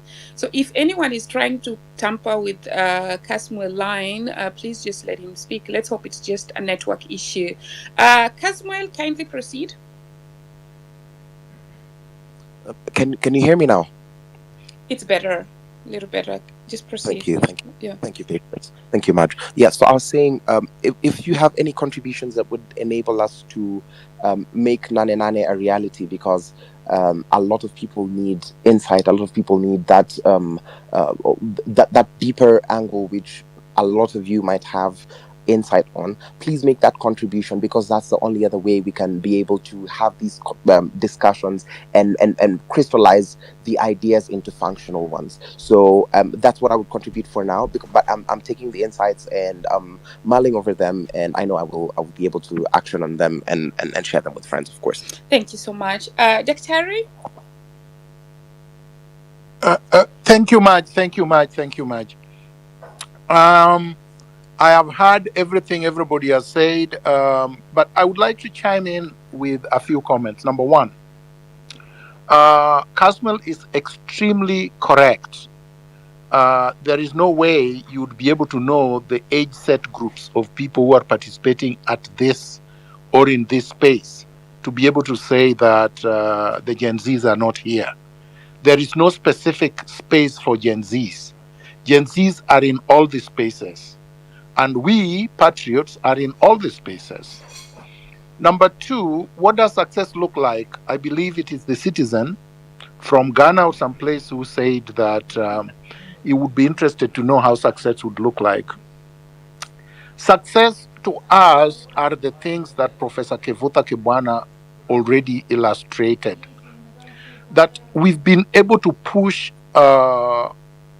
illegitimate President Ruto to a corner, forced him to disband his so-called cabinet, which he reconstituted with mostly illegitimate, corrupt people. He is now going around the country pretending to be campaigning. And I understand in Mombasa, somebody texted me that he's meeting with what he calls Gen Zs there. So that's a desperate move. We have him on the run, so to speak. Those things that Professor Kivurak Bwana said are what success looks like. We are moving towards the right direction. Ultimately, our success would be when we are able to remove this regime and the system and be able to transform it. We should not be forced or compelled to be able to tell anybody how that transformation is going to look like. But we've been here before, and we have said we will have a transitional system, a caretaker government that will organize fresh elections. And that election will lead to a new republic. People have said, and I think it is the citizen who said also, that instead of having this amorphous, leaderless organization, we should have something that probably is more organized. That's a trap. The problem is that the moment you give face to the leadership, which we don't have anyway, the regime targets those people for infiltration, for bribery, for arrests or abductions, for torture, for death. And also, if like happened in 2018, some of these so-called leaders become opportunistic, like Raila Odinga did. He would then announce that he has dissolved the movement. We don't want to fall into that trap. We've been there before. So this is working perfectly well. Being leaderless, being tribeless, being organic, being formless is the best way, because the regime does not know who to go to be able to dismantle the movement, and they can't. So I think if it works, let us not interfere with it. I like what NATO said, and I think we should focus close attention to this concrete steps that are being proposed. I think NATO is proposing that we galvanize as much as possible and interact with the regime during vetting, during swearing in, and any other occasion that involves the regime trying to pretend like they now have the country together. I would have been happy if we had enough people to chant Ruto must go where he is at the coast. But I think we are getting there. The last point is on Zimmerman, I was asked. Unfortunately, with the way Kenya is currently, there are only three ways you can get information out about anything that is happening. Number one, people who are there can take images and videos and be able to transmit that information virtually using social media so that we can get information, or send it to us so that we can get it out. We got videos which we released, but that's all we did. Number two, we have the Kenya National Commission for Human Rights, whose mandate, an independent constitutional body, whose mandate is to ensure that they protect all human rights of Kenyans and to be able to give out information where such rights are violated. Unfortunately, the Kenya National Commission for Human Rights is in its deathbed, almost being defunct. So we have not received any information from that commission. We have NGOs like social justice groups, including in Zimmerman and around that area. We have not seen any reports from them. We have Kenya National Coalition for Human Defenders. We have not received any report from them. The Law Society has been doing a great job, especially with the apprehended and abducted and then taken to court, those who have been taken to court. We have not seen any reports from them. Elements of the media, including independent journalists like John Alam Namu, have also been doing a great job in terms of being able to give us information. We have not seen any reports regarding Zimmerman. So as it is right now, we don't have reports of the injured. We don't have real reports of who, if any, died. And so we don't know. We are in darkness. The last point, what do we do to protect the slum dwellers, quote unquote? I don't want to use that word, dwellers, instead of residents, because they just happen to be poor people living in these poor conditions, who are attacked every time there are demonstrations. I have three comments to make on that. Number one, I don't believe it is our responsibility to do anything. The responsibility is that of the government to protect everyone. Our responsibility is to expose the government or the regime when they attack any Kenyan, whether they live in middle class areas, whether they live in the slums, whether they live in so-called middle class areas, so that the world and the country know what they are doing. So when we have the information, let us share it, let us expose the regime. But we don't have the power to stop them unless, as we were discussing, we have enough numbers in the millions, which we can't when they're doing this as night, when nobody expects them there. So the only thing we can do is to expose them. But the responsibility of protecting citizens is that of the regime in power. And we should not let them get away with it by saying somehow it is because of the demonstration that made them attack anybody. These people have been abducting and have been attacking people without demonstrations taking place. I will give an example of myself. I was abducted from my house. There was no demonstration. Rex was killed coming from work. There was no demonstration where he was. The gentleman who was dumped in a dam, I believe the student that was going to JKUAT, he was not in the CBD. He was arrested around JKUAT and dumped in a dam. There are many people who are abducted all over the country, some of whom were killed. So the demonstrations are not responsible for attacks against citizens. How we use language is important because we should blame the regime when they do things against our citizens without implying that we are responsible for anything that has been done. Thank you very much. Thank you so much, Dr. Terry. And at this point, I really, really would like to, get out an appeal to everyone in this space. We saw videos of people really crying for help, people under attack. But days later, actually, the next day, I think, there was a political statement in the country, and these people have been forgotten. And we can't sadly say that, we're not having information. So while we continue to look for change, are we going to let down those who have probably been killed, those who have probably been injured?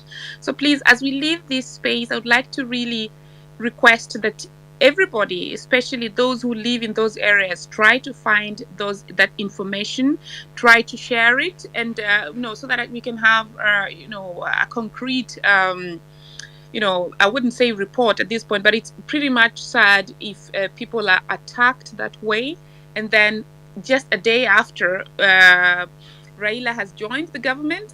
I think it was a day or 2 days after. I'm really not sure at this point. I'm sorry, but we saw how the narrative changed. People focused on what had happened, but forgot about these victims.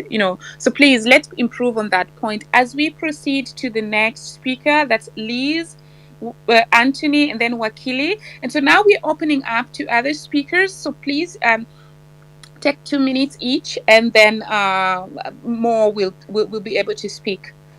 Yeah, Dr. Mkawasi, please take a go before they proceed. Okay, just quickly about a note on the people who disappeared or who seem to have been forgotten.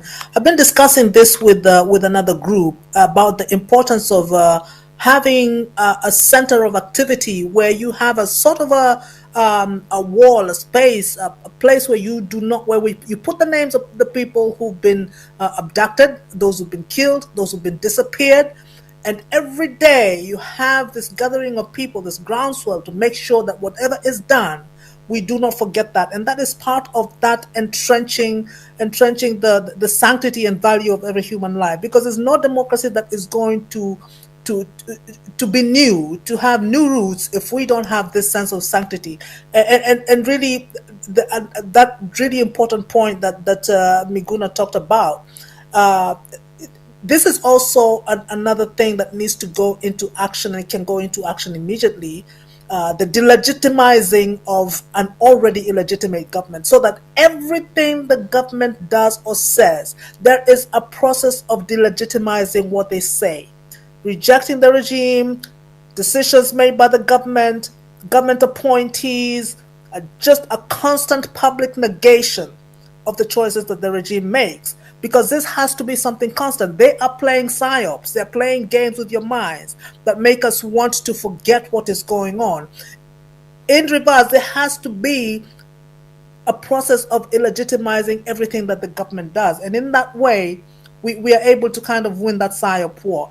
There are other things that I don't know if it's in this forum or a different forum that we can share, so that we make sure that what is put out there, we actually have the weapons, the wherewithal to attack what the government puts out against protesters. Thank you very much. Over to you. Thank you. And I see Jerotich is raising her hand. Jerotich, you're next. I have a question as we proceed to Jerotich. I'm having some concerns. I know that the word massacre, there's a way it is described, but at the same time, one cannot wait for that description when things are happening. So there are past events or attacks where people have said there was a massacre. And then, of course, the regime came out and said there wasn't a massacre. So, Dr. Kawasi, the last time you were speaking about propaganda, how can we help to have communication, to have people communicate or probably just use words? I don't want to describe for people the words that they're using, but because you see, if we're being told, we say there's a massacre, of course, at that point when we're saying it, we don't have the evidence, and the other person who can bring the evidence can also not bring the evidence as we expected, then we're told there was no massacre. But if there is in future even a massacre, it's going to be declared like just the other the past times that people say there was one. How do we navigate around that area so that at least important events that need to be shared out are shared out in a way that propaganda doesn't push it to the negative and of course bury it completely? Either Dr. or Jerotich. Yeah.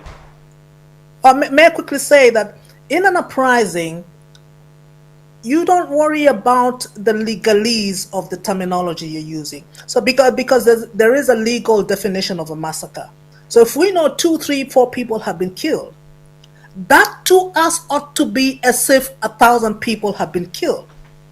And what we want to do about it is take the names of those 4, those 10, those 20, whatever number it is, take their names and never drop that baton of continuing to hammer this person was killed, this person was disappeared, this person was kidnapped, and keep drumming it up. So formless as the uprising is, there needs to be a center of activity, be it something like what happened at Freedom Corner or wherever it is that people on the ground are going to decide. And that center of activity is going to have that space where you have those names of people, and their journalists will begin to come and they will say this number of people died. So we shouldn't worry about the legalese of how to define massacres, because that's just going to be a legal thing. If it's 2 people, that's 2 people too many. If we are entrenching a culture of the value of every single human life, 1 person ought to be as if 1 million people have died. And we should never let the government forget that. Over to you. Thank you. Thank you so much, Dr. Mark, Yes. Mark, if we can allow Anthony Brady to go, he has been here for so long. I think for the last 2 hours, he has been raising his hand. No, he's been dropping. Jerotich, take a go, and then Anthony. Thank you very much, Maj. I also know that you were referring perhaps to the early days after the 25th and talking about Githurai and some of the conflicting reports. And I do agree with Mkawasi that at the end of the day, we have to call it what it is. But where I hear you're coming from is in those early days with the conflicting reports and information where there were 200 plus killed and so on and so forth. There was an opportunity at that point in time for the regime to try and rubbish or push back on our assertions. But that said, I think we have already reached a point where we can shout as loudly and as often as we need to. So I echo and second what Kawasi has said in that regard.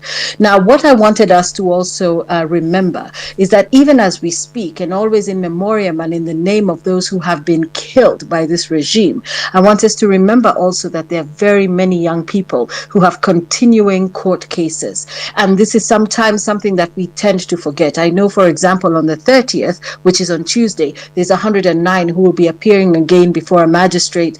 These are the ones who are charged with being drunk and disorderly. There are probably hundreds upon hundreds of our young people who are now facing lengthy, laborious misuse of the so-called justice system, the injustice system, and they're going to continue to be in these slow turning wheels that exact and extract resources from them. And I just wanted us to make sure that even as we are creating this wall and understanding from a situation room perspective what is actually going on, that we bear in mind those who are now caught up in the jaws of this injustice, and see where else we can continue to input and support. And my hats off to the Law Society of Kenya pro bono lawyers, who are the ones who are always at night in Central Police Station, JKIA, Shauri Moyo, looking for those who have been arrested. And without this team of pro bono lawyers, many of our young people would be languishing, as some of them still are. So I really wanted us to remember that. And as I really underscore the idea of bringing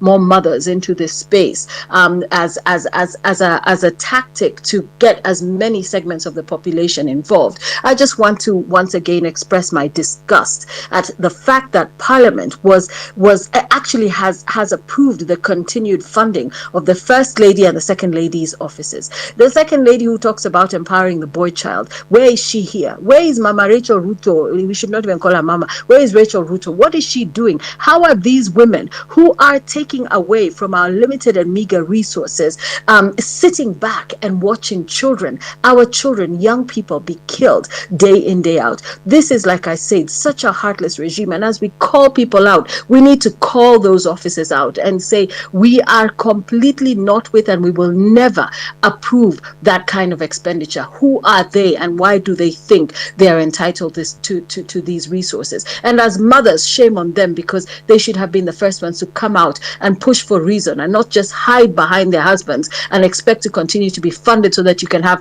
prayer circles and all kinds of other things that happen within these regimes, and using our taxpayers' monies. So as we rally mothers, it's also a way to call out and shame those same people who are sat at the very top, even the women legislators themselves, the female governors. And I'm not trying to just pick out women, but I'm just following the mother theme and say, where are you while all of these things are happening to the young people of this country? And so let us, in our own way, wherever we can, mobilize, at the same time call out, shame, push back, because all of this is going to come to an end. So really, as I go off again here, just to say, let's not forget our young people who still have court cases, and let us continue to support the Law Society of Kenya. Thank you very much. Thank you so much, Jerotich. Mad, maybe before, just to make a recap on what Jerotich has said, with what Parliament has just done, as you said, they have said no to scrapping off the fund for that is the first and second ladies, that is budget, but they had the guts of scrapping off the 10 billion that was meant for new employment of, I think, around 40,000 teachers. That they did away with, and then they were like, the police have been very supportive of this regime and making sure that we are in power. So what do? Give them 24 billion, or around 28 or 24 billion or something like that. So however how you look at it, because even there's a lady who spoke before, who was talking about, I don't know, we need to sit down and vet this cabinet.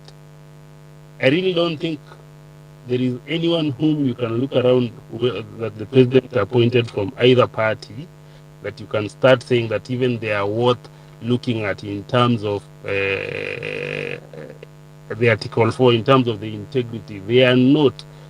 And this is just about self-preservation. So there is no way you can start even saying that let's go around and try to vet this thing. And for me, I think the moment we talk about trying to discuss anything that Ruto is doing, then we are legitimizing his government. So it is Ruto out that should be the main theme of whatever we are doing. Let's not diverge into how he has appointed this person, he's doing this and that and that.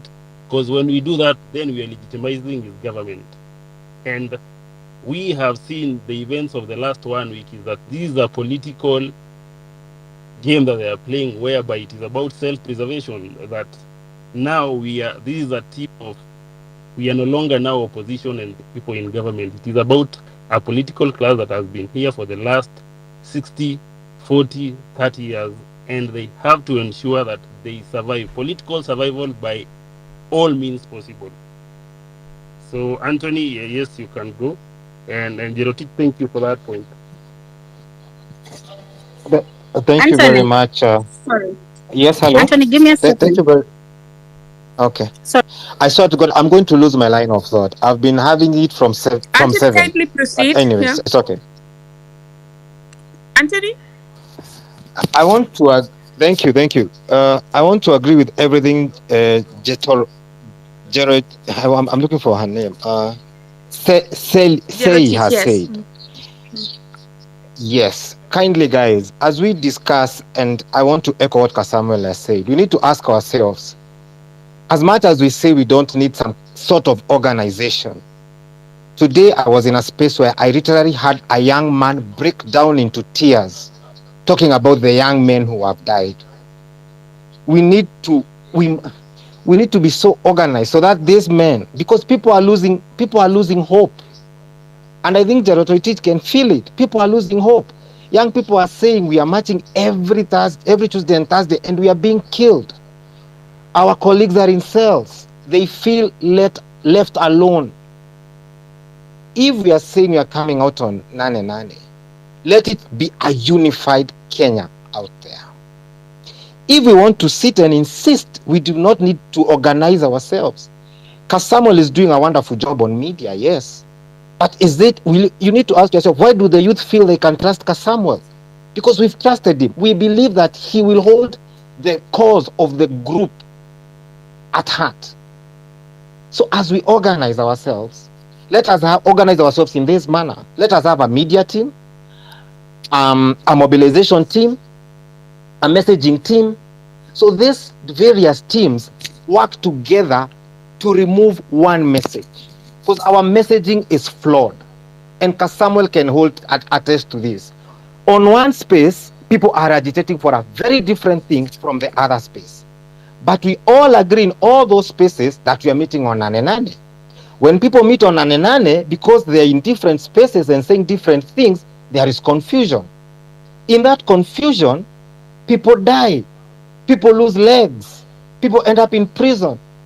Now, after Nane Nane has happened, and I co-host with Andrew Kibe, people come back into the spaces and tell us, tulikuwa huko na hata tujui kunaenda aje.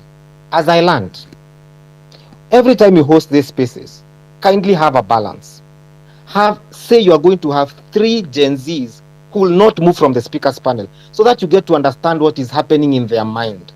There's trauma beating these guys down. I'm telling you guys, kindly hear from them more, because they are in the forefront. Hear from them more. Get to sift their ideas. Then give those people like Kasmuel support. When you send Kasmuel to media every day with this other young lady, and they're doing a wonderful job.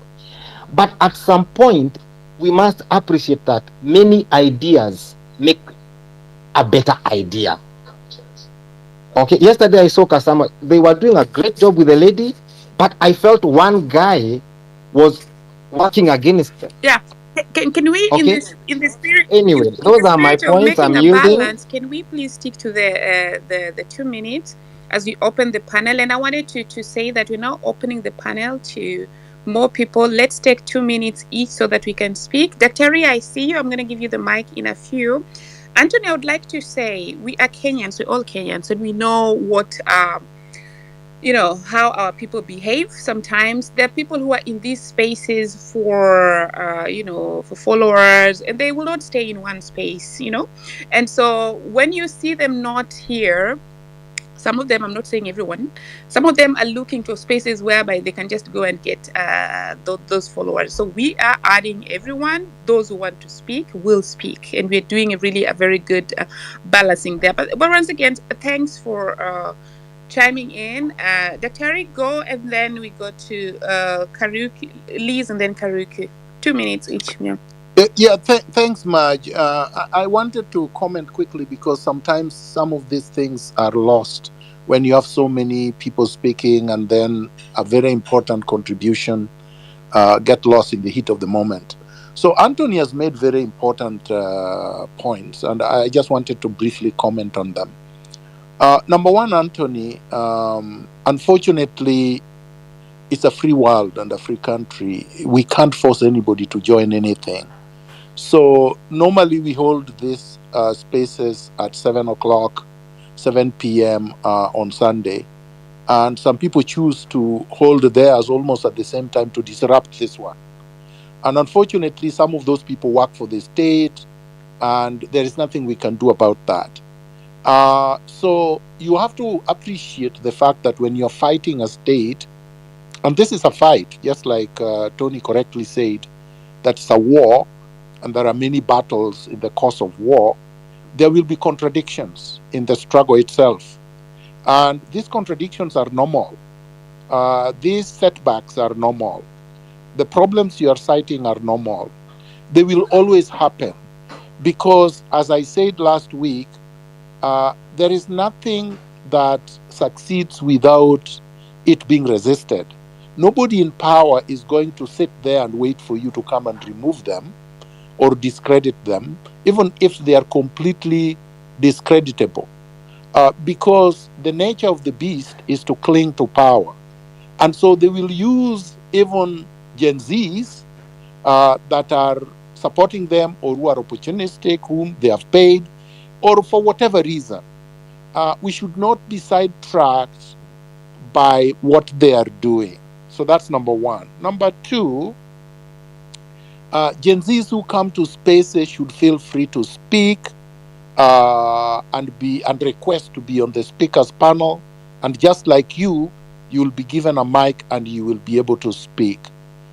Number three, you've made a very important point that should be coordination in messaging. I think that is very important. But unfortunately, the running theme is we are leaderless, we are tribeless, we are formless. And if anybody tries to direct you, say, who appointed you our leader? So sometimes some of us who have been in this struggle for a long time, we try to speak, but sometimes we are told to keep quiet. You're not a Gen Z. Who told you you're our leader? We are not listening to you. So it is important that we learn that we can learn from anyone as long as they are genuinely interested in the goal and the mission for which we are all committed to. Just like Professor Kivuta Kibwana said, we have to maintain the momentum because we have achieved a lot. So let's not be sidetracked. Let's stay on topic and let's proceed. Finally, the regime will send people to speak where Kasmuel and Mercy were speaking yesterday on Citizen TV to distract, to distort, to counteract. You expect that to happen. We don't control those mainstream Githeri media. So we don't control who they invite. Tomorrow they may decide they're not inviting Kasmuel anymore because he's eloquent and he thinks on his feet and is able to deconstruct them. They will start many rumors and propaganda about him to discredit him. We expect that, just like they would do that against anybody that they consider is lethal against them. So let's focus on our agenda regardless of what a regime does. Because when this regime does these things, it's doing so because it's weak and it's collapsing.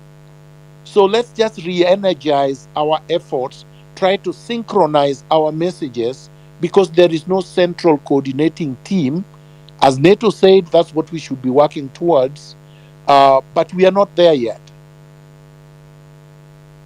Thank you so much, Dr. Harry. Let's have a marathon now of a lot of speakers speaking. Liz, Karuki, and then Effend, 2 minutes each. Hello. Hey, Marge. Can you hear me? Yes, I can. Kindly proceed. Okay. Thank you so much, Marge, for the opportunity. Thank you, Hilary and Daktari and Kasmuel as well for being in the panel. I'm also grateful for all the learned people and the senior officials in this forum, I can categorically say that we have learned a lot on these spaces compared to all the other government sponsored civic education programs that we've had in the past. I just have a small contribution about Nani Nani. So my contribution would be, let's be vigilant and alert as we gear up to Nane Nane. Because as I was going through the timeline today, I saw a tweet which says that goons are being trained in Boni Forest in preparation for Nane Nane. And so my appeal is that if you see something, say something. It may not be true, it might be true, but at this stage, knowing the kind of government we are dealing with, it's better to be safe than sorry. So if we see something like that, let's amplify it, let's share it, let people who have that concrete information share it so that we know as we prepare. Let's not go there blindly and and just go that we are going to Nane Nane the way it was organic in the first time. We know this government knows that we are going to protest on Nane Nane, and they are not sleeping, just waiting for us to go. They are also preparing, right? So we need to be vigilant. If you see something, say something. It's better to share. It may not be true, but it's better to share and make people alert than to keep quiet, hoping that it's not true and then it happens. So that thing is on the timeline. It has not been amplified as such. I saw it on as one person had posted it. I kept looking and I didn't see any other person. But I felt that since we have a big quorum on this platform, let me say it so that if you come across it, share it. Let's make noise about it so that we know that on Nane Nane we are likely to have more goods than we have seen, because also the number of people we are expecting on Nane Nane will be huge. So the government is preparing for that. Besides that, I don't have anything else. I'll just learn and keep learning from each and every person. I think it's a beautiful platform to be in, and just listening and gaining more knowledge as we prepare for Nane Nane. Thank you so much. Thank you so much, Liz, for being for keeping within the time. Karaoke and then Dan, 2 minutes each. Thank you very much, Marge, for the opportunity. I have been talking to a lot of people, especially where I go to church, even today, and asking their opinion about the governance in Kenya today and the protests. Where are they? And it is surprising that so many people are supporting, even in the church, where we think that maybe people are not saying anything or they are not supporting the protests. You hear people are very angry with the way we are being governed. They are very angry with the way the government has responded to protests by killing young people. But I ask these people, if you agree, then why are you silent? You don't speak. I don't see your status on WhatsApp condemning the evils being perpetrated by the government. I don't see you on Facebook. I don't see you during the protests. So I feel we have a duty to convince these people that it is not enough for you to agree or to sympathize with the movement in your heart, but you need to come out strongly and support. You need either on social media or that Nane Nane, you need to come out. So the other thing is, the other argument that I have had with people is that this protest started well, but now they have been infiltrated. Now it is dangerous. So does that mean we should continue to suffer? We should continue to tolerate bad governance because protests are being infiltrated? No, we have to go on. We have to keep fighting. There'll be dangers, but we have to keep demanding for good governance. So let me stop there. Thank you very much for the opportunity. Thanks, Karaoke. Dan, over to you. Thank you so much, Marge, for the opportunity. This is a very good space for all of us. I just want to take less than 2 minutes. Number one, I would like to just echo what Dr. Miguna mentioned earlier, that even as we head for this Nane Nane, we should be very certain that we work on numbers, because numbers will be our security. Secondly, let us not forget that even the state machinery will be putting some of their people inside and mix with us. So we should be brothers keepers and always ensure that we are safe even as we do this. Thank you so much. Great, Dan. So, Boss, and then Benson and Cynthia in that order. Boss, can you hear me? Benson? Cynthia? Hillary, can you hear me? Yeah, I can hear you. Cynthia, Boss, Benson, are you here, guys, or you're not here? Okay, so for the three who have just joined, we are not saying that's the case, but mostly when people are not speaking, that's when they start clogging the space. So going one, twice, two times, three times, we will remove you. Yes, and add on other speakers who have been waiting to speak. Yeah. Okay, let's add Billy. Billy has been waiting, and then Kasmuel and Dr. can feel free to chime in.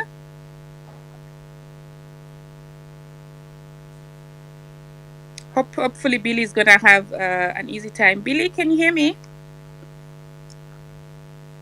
Okay, he's still connecting. As he connects, okay, Billy, take a go. Well, he cannot hear me. Hillary, can you try to see if he can hear you? Otherwise, we proceed.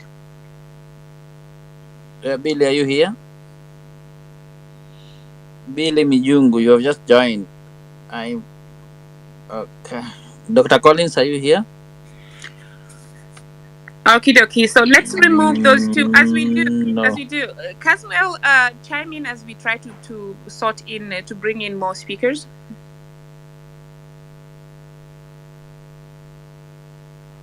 Kasmuel, can you hear Maj? Mcoure. Dr. Can you hear me? Miguna? Okay. Wow.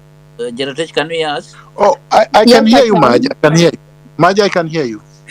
Thank Okay. you. Okay. We you know, there was a time that Zuma, the ex-president of South Africa, when he did whatever he did, I mean, in his case, we can laugh about it because nobody died. When he said somebody, whatever he was doing was a political something, of course, it was negative. But I think somebody might be trying to do some technical something on us. But let's try to concentrate. Dr. if you want to answer to some questions before we try to bring in other speakers, that would be great. Please go on. I didn't hear any questions, so maybe I missed something. Okay, so but then let me add Dr. Sir Collins.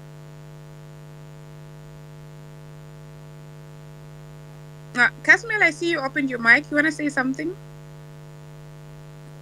Sorry, I don't know what keeps on happening with my connection.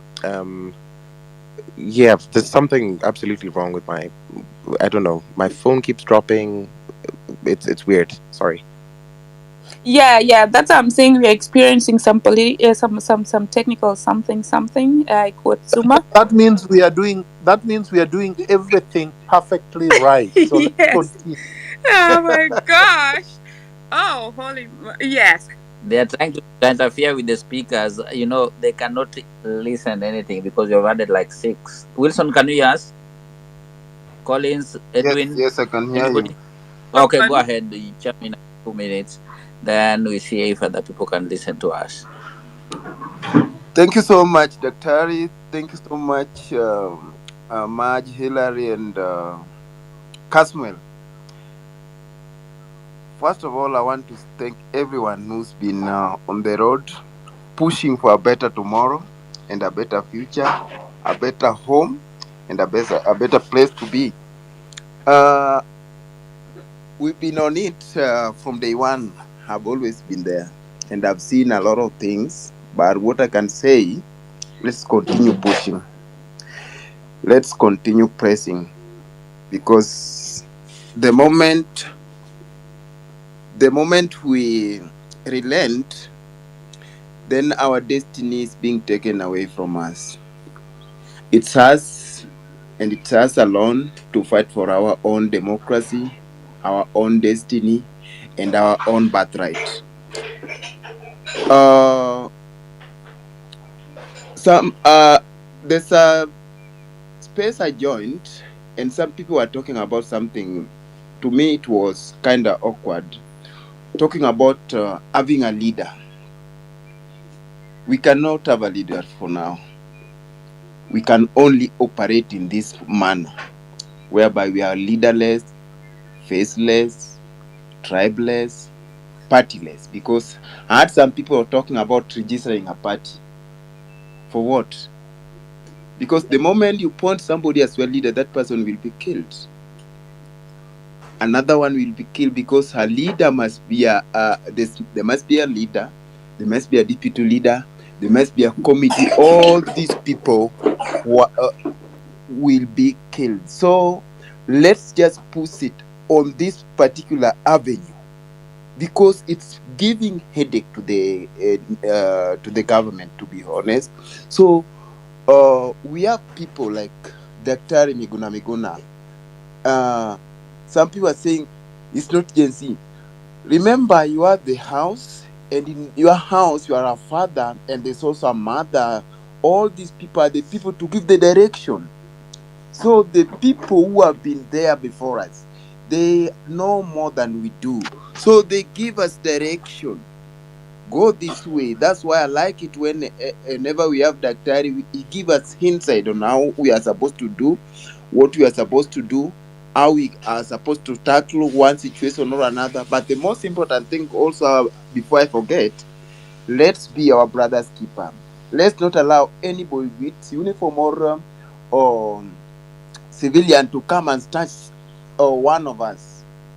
I've seen several times people are coming just from nowhere, kidnap people, and people are just staring at them. No, Yeah. that's the time we're supposed to be wild, and that's the time we are William, supposed. would you try to, sorry to interrupt, did you try to land, please? We were assigning 2 minutes each, and I Yes, I'm assigned you a learning. little more because we were trying to sort out others. Thank you so much. Yeah. Thank you so much. Yeah, my last point is just let's be our brother's keeper when we go outside there, and let's push for what is rightfully ours. And I know before we know it, we'll be the winner, and the victory belongs to us. Thank you so much, everyone. Thank you. Dr. Miguna, would you kindly confirm in Kasmuel how much more time you have so that we can plan around finalizing the space?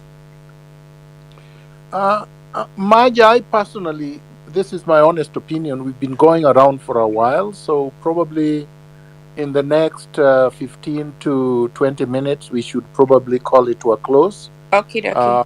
Because I believe people also have to go to sleep and rest. Tomorrow is Monday. Thank you. Yeah, that's a good one. Yes. So now we are going to still, the next 5 minutes we're going to give the speakers I think we're not going to add any more speaker, and then we're gonna go for closing remarks. Nyabuto, Collins, and Aoko, in that order. Hello? Hello, we can hear you. Kindly proceed. You can hear me, Madge? Yes, I can hear you. We can hear you, Yes. bro. We can hear you. Go ahead. Thank you. Now, my sentiments are like with the Gen Z revolution, we have awakening with the youth, especially how the thing happened. It was never expected. The government never foreseen what had come through. Now, we have seen that the opposition, who was Baba, is going back to them. I don't want to talk much about that, but all we need to be aware now and we need to be sure of it now is how we gonna stem this system out, because the problem we have now is a political class, and the political class, they are clinging together, coming up together to make sure that they stay in power so that they can be able to do whatever they want, whatever they expect to do onto Kenyans who are merciless, Kenyans who don't have power to do anything that they want for them. Now, the only thing that can help us from now henceforth is to remove the whole lot of the political class outside the government and bring the new law. It happened in Ghana the other day. The guy that was elected, he was not from a political class. It has happened in the world all over. We cannot day in, day out being told when things happen good, we want to be like Singapore. Mhm. But things happen bad, we want to be like, we want to go the Sudan way. Kindly try to land, please. Sorry?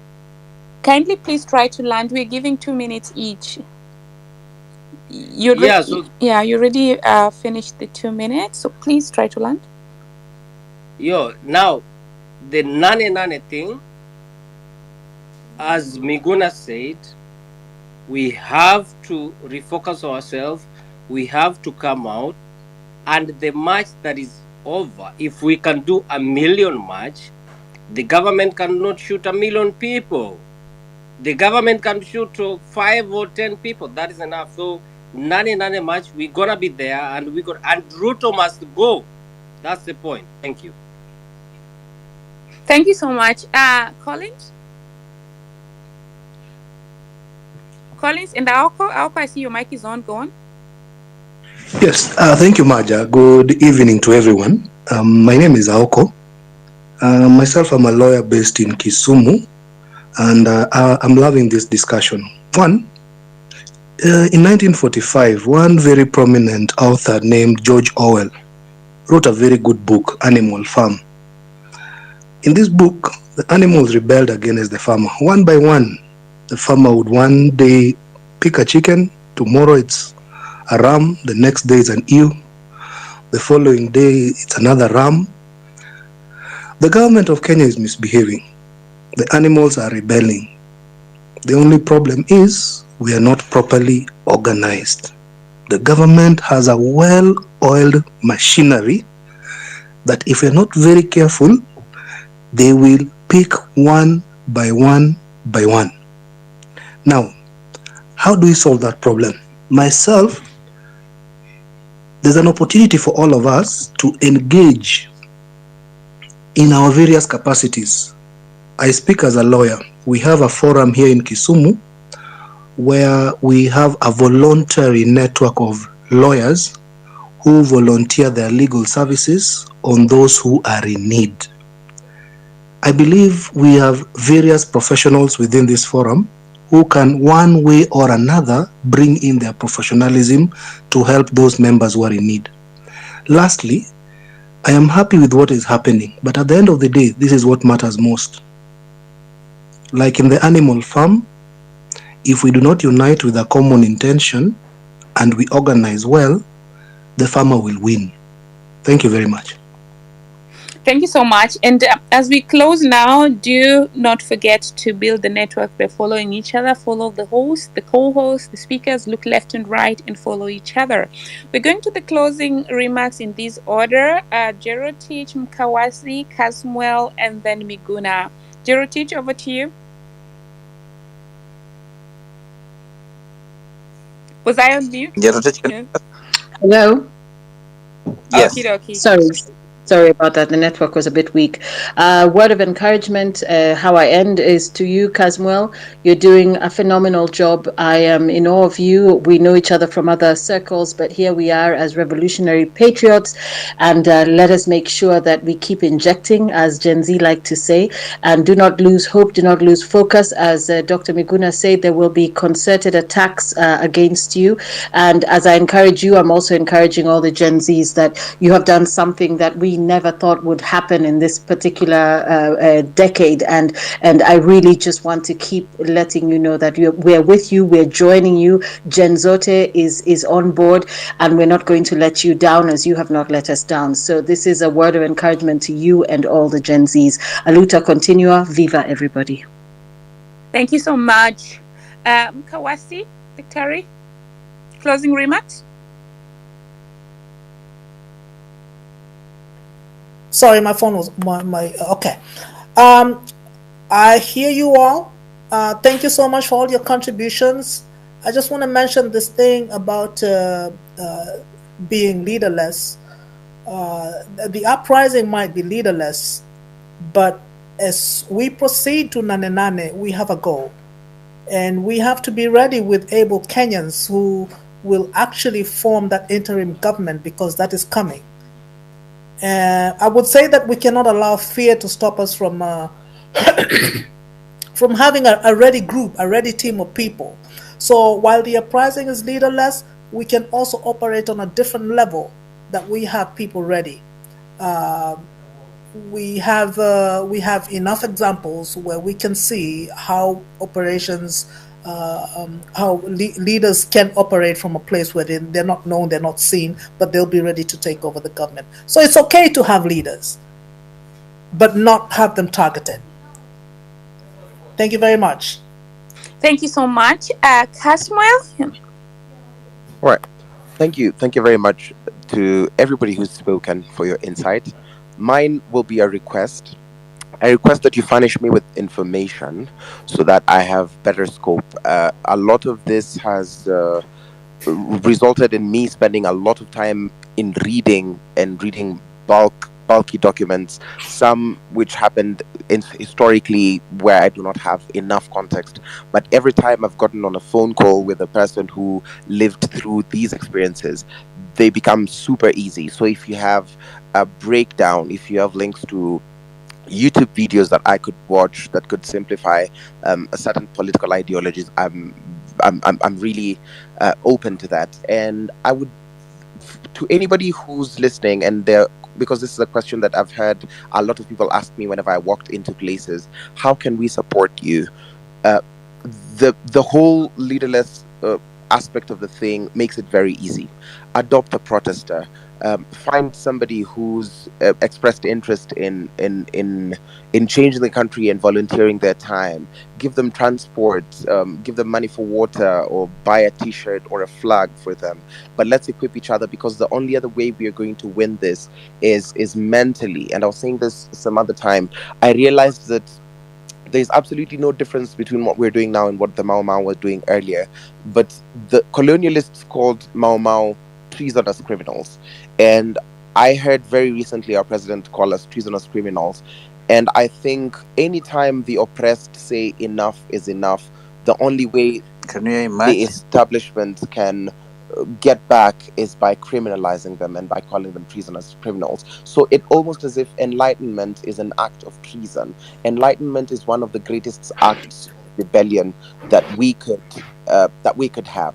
So if you have any information that you could furnish us with, if there is any sort of guidance that you could provide us with, I would really appreciate it. And even if you cannot be boots on ground, talk about us, mention our names in rooms of opportunity, because it's also becoming very hard for us to have stuff like employment and those kinds of things in terms of being targeted. So thank you very much for everything, for everyone who's been here.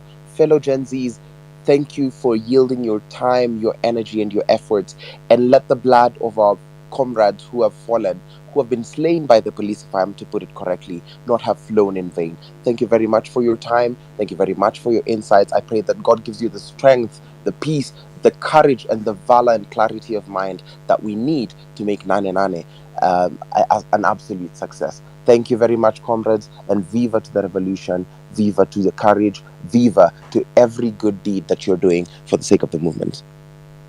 Thank you so much, Kasmuel. The network from people who are, especially those joining from Kenya today, is really, really, struggling. So we hope that Safaricom is not doing that technical something. As we close, Dr. over to you. Oh, thank you, Maj. I love what I have heard, and I'm extremely happy. I want to give just two ideas. We can have more than 1 million people on Nane Nane, or on the day of the vetting, or the day of the swearing in of Ruto's illegitimate CSS. If we do this, this is very simple. Right now, maybe over 100,000 people have been listening to our broadcast. So let's assume we've been 140,000 people listening today. If each one of us was to convince 10 people, each one of us, just 10 people. So we give ourselves a task of convincing 10 people to attend any of these marches on any designated day, but specifically on Nani Nani, which is the 8th of August 2024. We will have 1.4 million people on the streets. So we can do it. It's very easy to do. You don't have to think of a crowd. Each one of us can just say, I'm going with 10 people, or I'm convincing 10 people to attend the march. You can do it from abroad. You can do it from any country. You can do it when you are in Kenya. It's just a telephone call away, a text message away. You must know at least 10 people that will be able to attend if you convince them to do so. And this thing will be over. We will be able to achieve what everyone, or well, at least the regime, may be deluded into thinking we cannot achieve. The last point, let us not get into our heads anything to suggest that the regime is strong, that the regime has strategies. This regime is bankrupt, bankrupt intellectually, bankrupt strategically, bankrupt tactically, and bankrupt financially. They don't have ideas. If you see the people they are appointing, then you know they have no ideas. They don't get it. We have said we don't want corrupt people. Those are the people they are appointing. We have said we don't want conmanship. They are involved in conmanship. We have said we don't want a system that borrows and makes us pay odious debt. And that's where they are. We have told them not to violate the constitution. They continue to violate the constitution. Therefore, this regime, and Ruto specifically, are irredeemable. That should make everybody angry.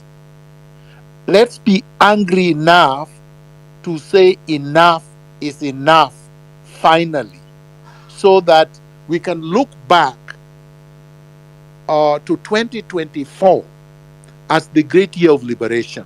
It's happened in different countries at different times, and we can do it in Kenya. Let's do it for the future generations. I'm proud of the Gen Zs and the millennials and the Gen Zote. Viva! Viva. Viva. Thanks, Dr. Terry. Kingsman, let's take 2 minutes each to close. Kingsman, over to you, and then I close and give Hillary.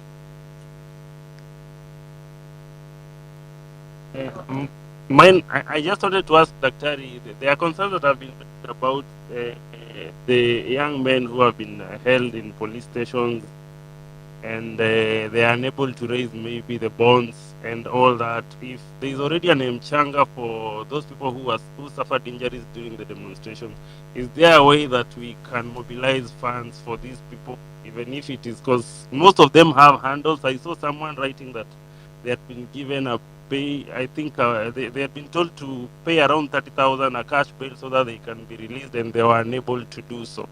Because we are here as a team, and we cannot leave some of us who are unable to fundraise or are unable to pay these small fees for them to get out and then join the force. So it will be good if we harness resources, and one of it is one way is to have like a central system of ensuring that whoever who is asking for this who is asking for assistance is genuinely maybe unable to pay for it, and we harness a system whereby now we can identify and then be able to see them to get out. Look, Sorry, that is a question about that's a very good question, and I'm going to throw it back to the group.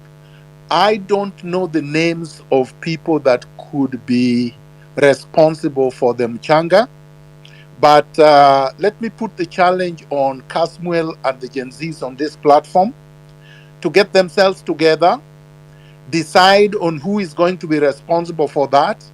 We can call another space or whatever, and we can announce that we are collecting funds. We use our social media platforms, and we individually contribute towards that good cause. But it has to be done in Kenya. I believe it should be done by the, I don't want to call it a leadership, but at least the faces that we recognize are genuinely interested and committed to the revolution, and who we will be able to call to account. I don't want to be the one nominating, and I don't think that anyone here can arrogate themselves the power to nominate. But I will throw it back to the Gen Zs on the platform to come up with the names, and then we will rally around them and help the needy comrades who are stuck in police cells. Thank you, Dr. That's my suggestion. I see Yeah. Biril is raising her hand. Biril, over to you. Good evening again, everyone. Maj, I think we're all aware we in the Mchanga we still have about slightly over 20 million. So I would urge the people that like Kings, you have the number. Hillary, Maj, you have the number. We go and camp on Maj because it was supposed to be for hospital bills and also for the people's bills. So I think we hold on a bit for another Mchanga, and we get these people. Kasmuel can help us get the people that are still in the custody, because we have about 4 that I've seen on the spaces. Now we get to Hanifa, and that money to be given out, because there is still money, and we're still going to accounting because there's still a lot of money that is still there. I would urge us to slightly hold on a bit. Kings, I don't know if you copy that. Yeah, I saw Anifa talking about like she still has like 18 million. It's more That is than what that. has 18 or 11, something like that has remained.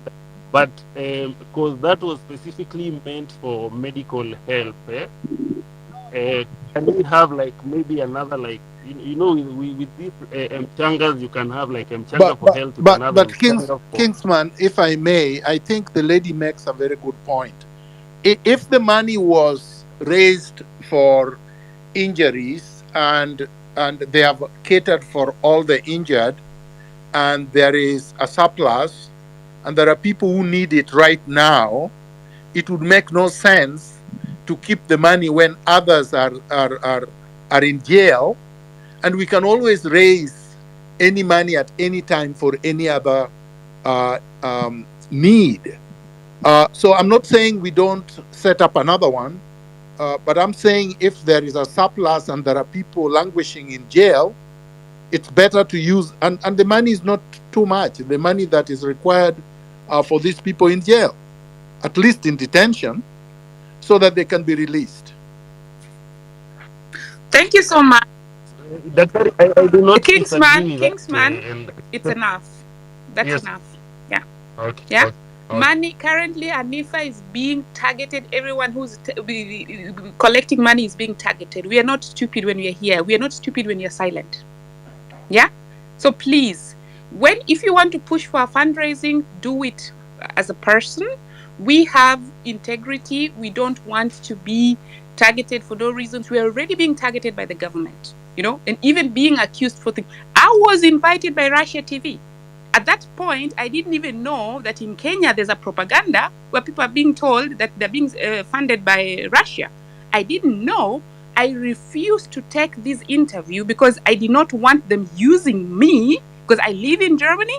Germany and Kenya at the moment have a different political position to Russia. If I went there as somebody who's Kenyan and living in Germany, they would have really used it differently.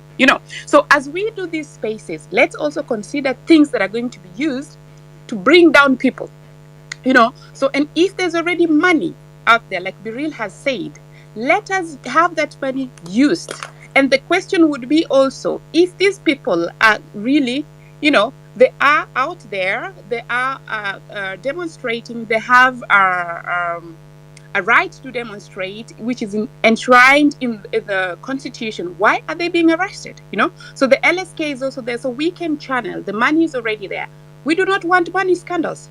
Yeah, we have serious reputations out here to keep kings. So let that be known. If anybody in this space goes ahead to collect money not on Maj's name, I can push that money individually, and if I'm doing it, I want to do it alone. So I don't want a story. You know the way these online changos always go. That is not the purpose of the space. Okay, so let me just close by saying thank you, everyone. And there was an idea about what is it called, a spark, a fridge spark and stuff. I know that at the moment people are saying, well, don't buy those things, don't commercialize it. I would like to say to any Gen Z listening to me, there was somebody who went out there with a placard saying, it's not tear gas, it's the fragrance of change. So if you can get that person on the photo, of course, he has the right to his picture. And if you can get cups, if he consents, and then we have cups there and fridge magnets, I would like to buy. And I know that many people would like to also buy. We're going to support in ways that we can. We're not going to make money with pictures of our people who've died, but you know, just you know, a way of thinking differently. As some of you bash each other online about using revolution pictures to generate money in Kenya, not abroad, whereas the youth are unemployed. You're waiting, but Jetty Images are going to buy those rights, and soon they're going to be other places in albums. I know that is a very different way of looking at it, but I just want to say, let's don't keep bashing each other, whereas the enemy is actually poverty. Hillary, close, please.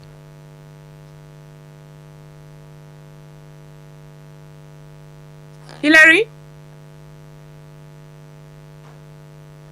I think Hillary cannot hear Thank you me. so much, Maj. Yeah, Thank okay. you, everybody. Have a good night, everyone. God bless you, and thank you for coming to our spaces every Sunday at 7 p.m. We are here to discuss these issues. Welcome, and we appreciate all our speakers, Jerotich, Kawasi, Migai was here, and Neto, and Kasmuel, Dr. Miguna, plus others, and all of us. May God bless you and God be with you as we chime in. And all the plans that you're talking about, the money and everything, guys, I think in this platform, if there's something like that, then we'll communicate it officially. And I mean that officially. So we'll do that on official platform if any case there's money that will be contributed.